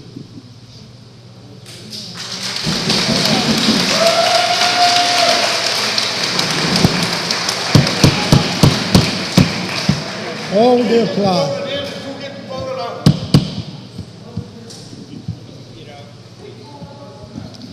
Mr. Chair. Mr. Chair. Mr. Chair. Okay, we have one other thing on the sewer. Mr. Chair. Earlier tonight when we cut citizens' participation short, we had Mrs. Winadine here, and I was going to bring this up under any other town business, but you skipped it. I think I explained it earlier. Yes, I understand, but she has invitations to deliver to us, and I want to make sure that the board gets them before we close our meeting. So take one, pass it down, please. These are invitations. Yeah. Yeah. Okay, that concludes the one on project number 3, ladies and gentlemen. The other thing we have is CDM. So if you exit the building quiet so we can get on with the meeting.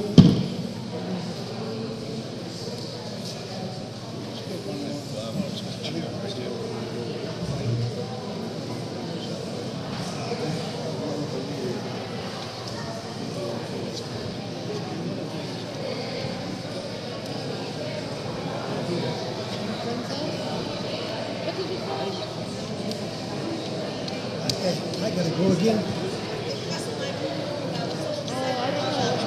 Yeah, I'll be there. No. But you know why? I know, because what's going to happen, I'll be here. No, my side is killing me. Like, I feel nauseous. That's how bad it hurts. Hey, so what is this? The way you're giving these Vegetables. Is there a contribution to this? Oh, I don't know if we... And see how the I bet it is. Oh, I don't know if I know we have. They're taking a break until they clear. Not yet. I know we started late. Winner. The meeting is still going on, please. If you exit the building. If you are done, will exit the building, please? I have to call somebody to exit the building.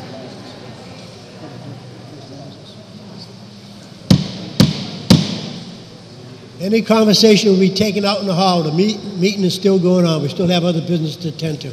Thank you.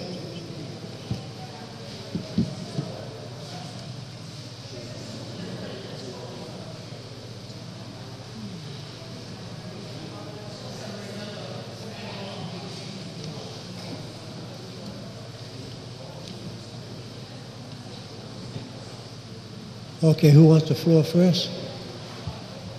Mike, Guy, Michael, sir. Thank you, Mr. Chair. Excuse me, members. I did want to introduce Mr. Bob Catone, who is accompanying me tonight. Bob is a Senior Vice President with CDM. He is the Client Service Manager for the town of Wareham, has been working in town for about 20 years or so. Bob is the contracting officer for CDM for the town, so works sort of behind the scenes on all our projects. So we just wanted to revisit with the board the discussion that we had about a month or so ago regarding... Wait up, hold on, you can't. It's okay, it is hard to...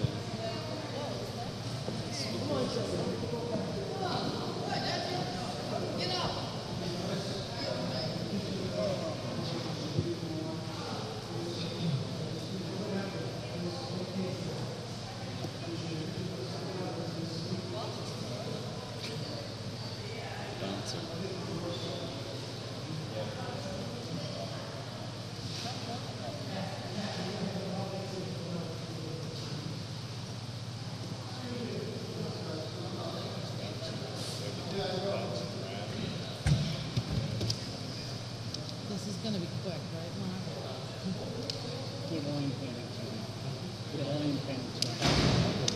What the hell? Yeah. When we got the Beacon School, that was done last week. Oh, man, it's... Hey, Patrick.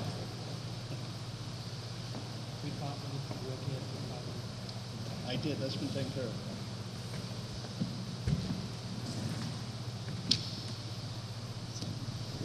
You didn't hold it up for me. Thank you, Mr. Chair. Oh, I'm sorry. So again, I just wanted to revisit and have a discussion on the status of the Contract 2 services contract for CDM, the General Construction Services contract. As we discussed, just as some background for members who may have not been familiar, The contractor had requested and the board granted an extension of contract time to finish contract 2. The reasoning for that extension was the 3 pumping stations in contract 2 that were relocated after the bids were received. By virtue of those stations moving, the schedule has extended to approximately 5 months, or their proposed schedule, approximately 5 months from what was originally budgeted for. So at this point, we are essentially beyond the limits of our contract. So we are working at risk without a contract at this point. The reason we're doing that is because the town of Wareham is a great client and has been for many years, and we want to make sure that this project gets completed as it's intended to. However, we can't continue to work without a contract, essentially. So just wanted, again, to open the discussion up, field any other questions you may have in terms of whether it's an amendment or a transfer that we talked about in terms of extending the resident engineering contract for us to observe, document, and close out construction of contract 2.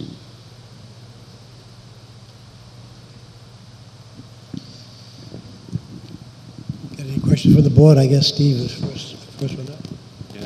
Through you, Mr. Chair. Mike, how much time do you need in an extension? The extension that Gioso requested was just shy of 5 months. It was through the end of July.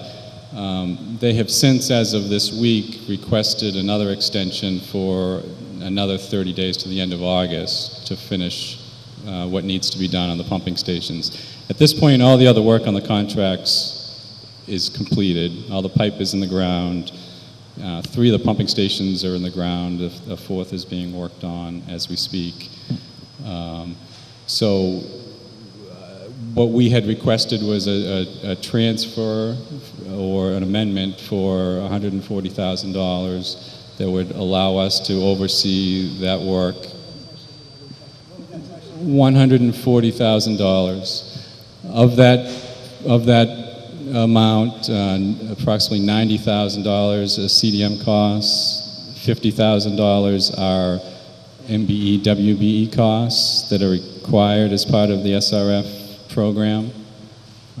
We have resident inspectors who work for MBE firms assisting us in overseeing the construction. So that would take us through the end of August. Again, they've just as of this week asked for an additional extension. We are not asking for additional funds for that additional extension. They have agreed to do some of the work in parallel so that it all gets done by the end of August. So as long as they uphold that schedule, we would be able to maintain our presence on site. Now, through you, Mr. Chair, to Mr. Gifford, Mark, when you're done with Mr. Campina. I'm sorry. When do we put a period on this? When do we put a period on this? I mean, we're asking for another extension. When does this end? End of August? August 31st? Is it over? Or are you back for another extension? Not you personally, you know what I mean. Are we done on August 31st? They're saying we're done in August. I'm asking you. That's the time they're asking for. I'm sorry? That's the time they're asking for. And there's Gioso's saying they will be done in August. Can I guarantee that? No. What's your best guesstimate? My best estimate is I believe they will be done. I believe they will be done, but I can't guarantee that. You need to talk on the microphone for people at home. Sorry.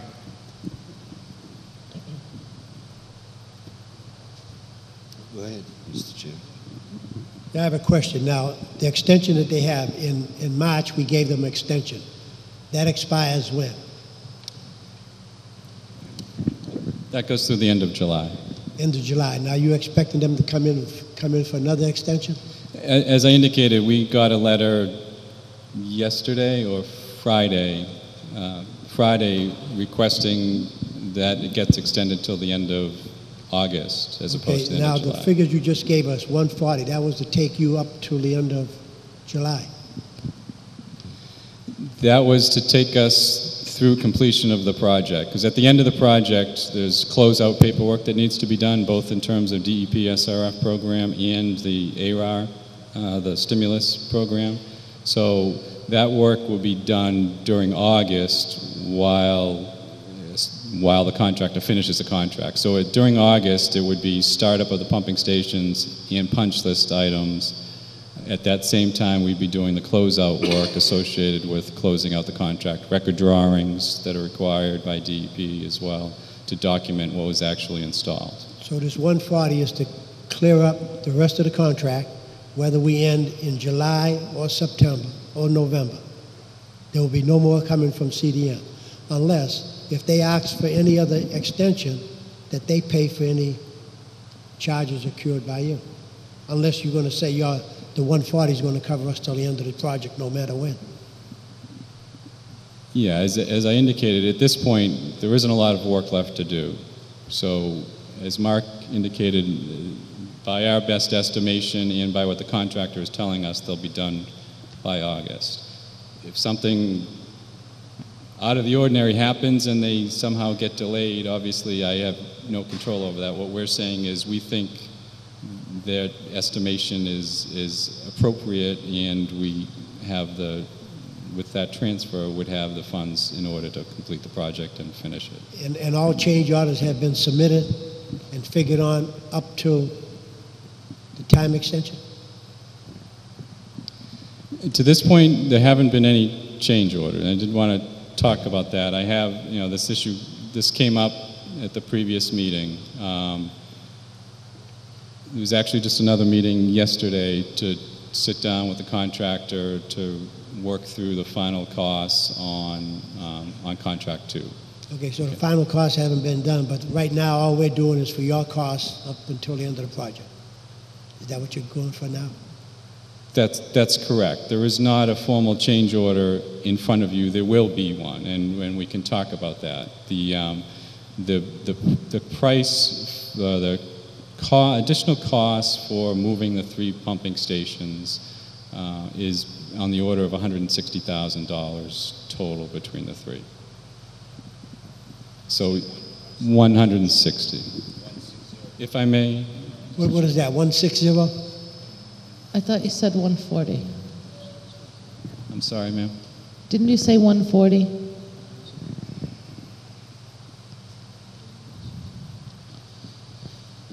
Mr. Chair, may I ask a question?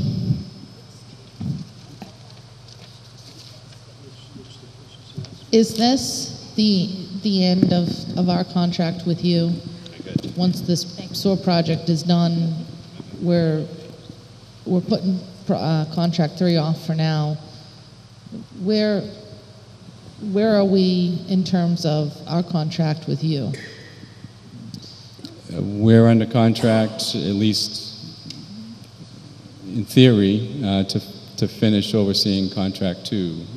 Obviously, if contract 3 does not go forward, which you voted tonight that it doesn't, then once contract 2 is finished, and then that's the end of our current contract for construction. Okay, thank you. Mr. Chair, through you, to Mr. Judici.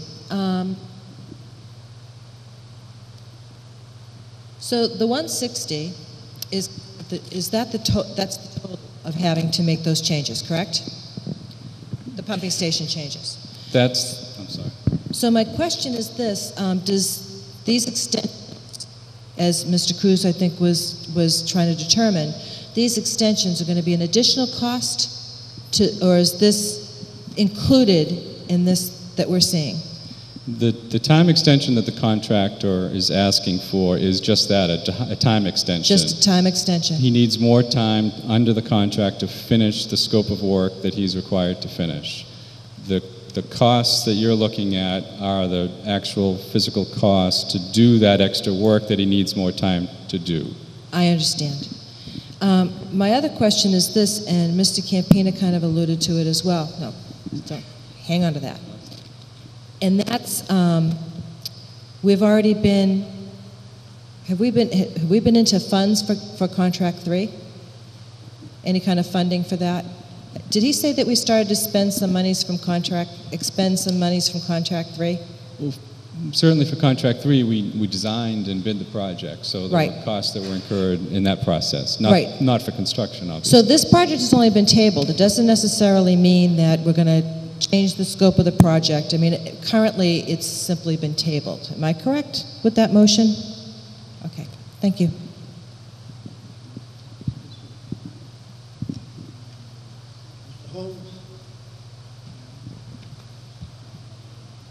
Well, so to follow up on Mrs. Begley's question, are you saying that the total in new charges is 300 grand? Is that correct? You and I are on the same page. That's correct. The total cost of moving the pumping stations is approximately $300,000. Yes. And because you know, these pumping stations, as I recall, sorry? They were physically moved, but it was changed 2 or 3 times. Since this kept coming in saying not there and not there. All right, I know them. Yeah. I'm thinking of 2 other pumping stations. I'm not thinking of these. Okay. Yeah, just to. I recall the others. It was $88,000. I remember that, but that's not the same. It's not the same ones. Okay. Thank you. These stations were moved by the board in response to requests from property owners where the stations were intended to go originally.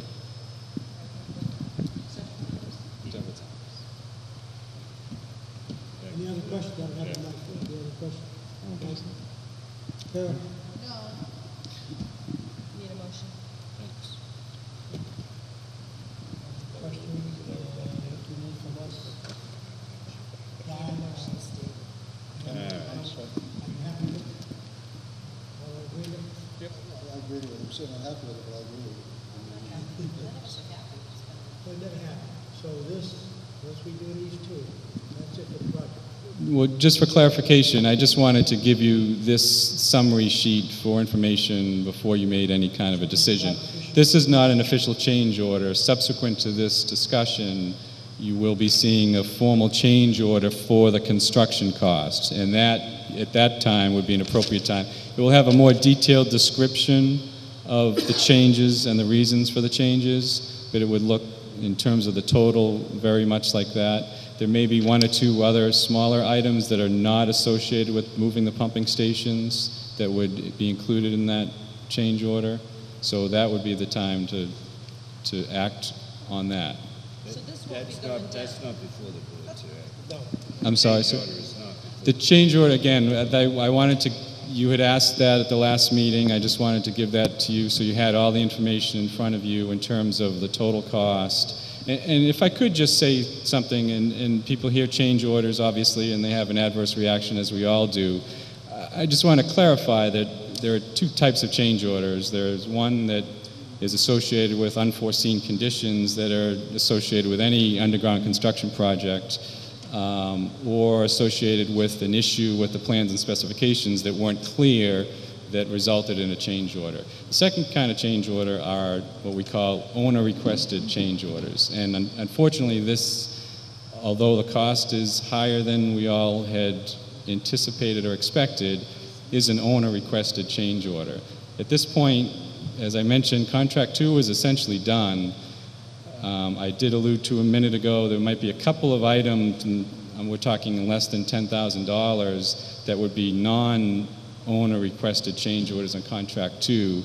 So for a $5.5 million contract, to see essentially 0 change orders is pretty good. We feel very, very good about that, and you should as well. Similarly, contract 1 was a $5 million project or so. We had one change order on that contract for $65,000. So that was just over 1% in change orders on contract one. So, you know, we feel very good about the plans and specs that we delivered for the town. A big part of that is the design. Another part of that is the services during construction, having someone out there to make sure that everything gets built in accordance with the plans and specs and to catch issues before they become issues that involve costs. You know, just sort of coming full circle back into contract two, that's why it's critical for you to have someone out there watching this work as it goes on. We understand that that's $300,000 is not easy to accept for anybody, but it essentially is what it is. To protect the town, to protect yourselves, and to close out the project, you need someone out there watching it. And that's all. So at this point, we just need some direction, whether you would want to see it in the form of an amendment to contract two, or whether it be a transfer from funds that were slated to cover construction costs, services during construction costs for contract three, which is what we had proposed. We'll proceed however you desire. Fundamentally, we need an amendment. It's going to be your decision as to where the money comes from, in terms of whether it's a transfer or if it's from some excess monies that are still on the $20 million bond issue. Mr. Chair, if we've tabled contract three, can we expend any money from that? I would imagine this board just voted to table contract three. So are we voting tonight to just extend the contract? Sorry, that might be me. Are we voting tonight to just extend the contract to a certain date, or are we making a motion tonight to expend funds? I thought. What we're requesting is a vote to cover our costs, to continue to be on site during contract two. Not the construction costs. As I indicated, that'll come to you in the form of a change order, the $160,000. I understand. As Bob indicated, where that money comes from is entirely, obviously, your decision. We're just looking to get that amendment in whatever form it may take.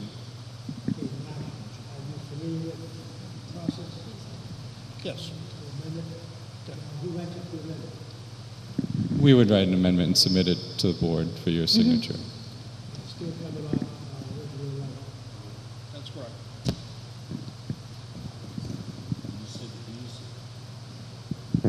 Mr. Chair, through you and Mike, you said that 140 is not only August 31st, but through completion.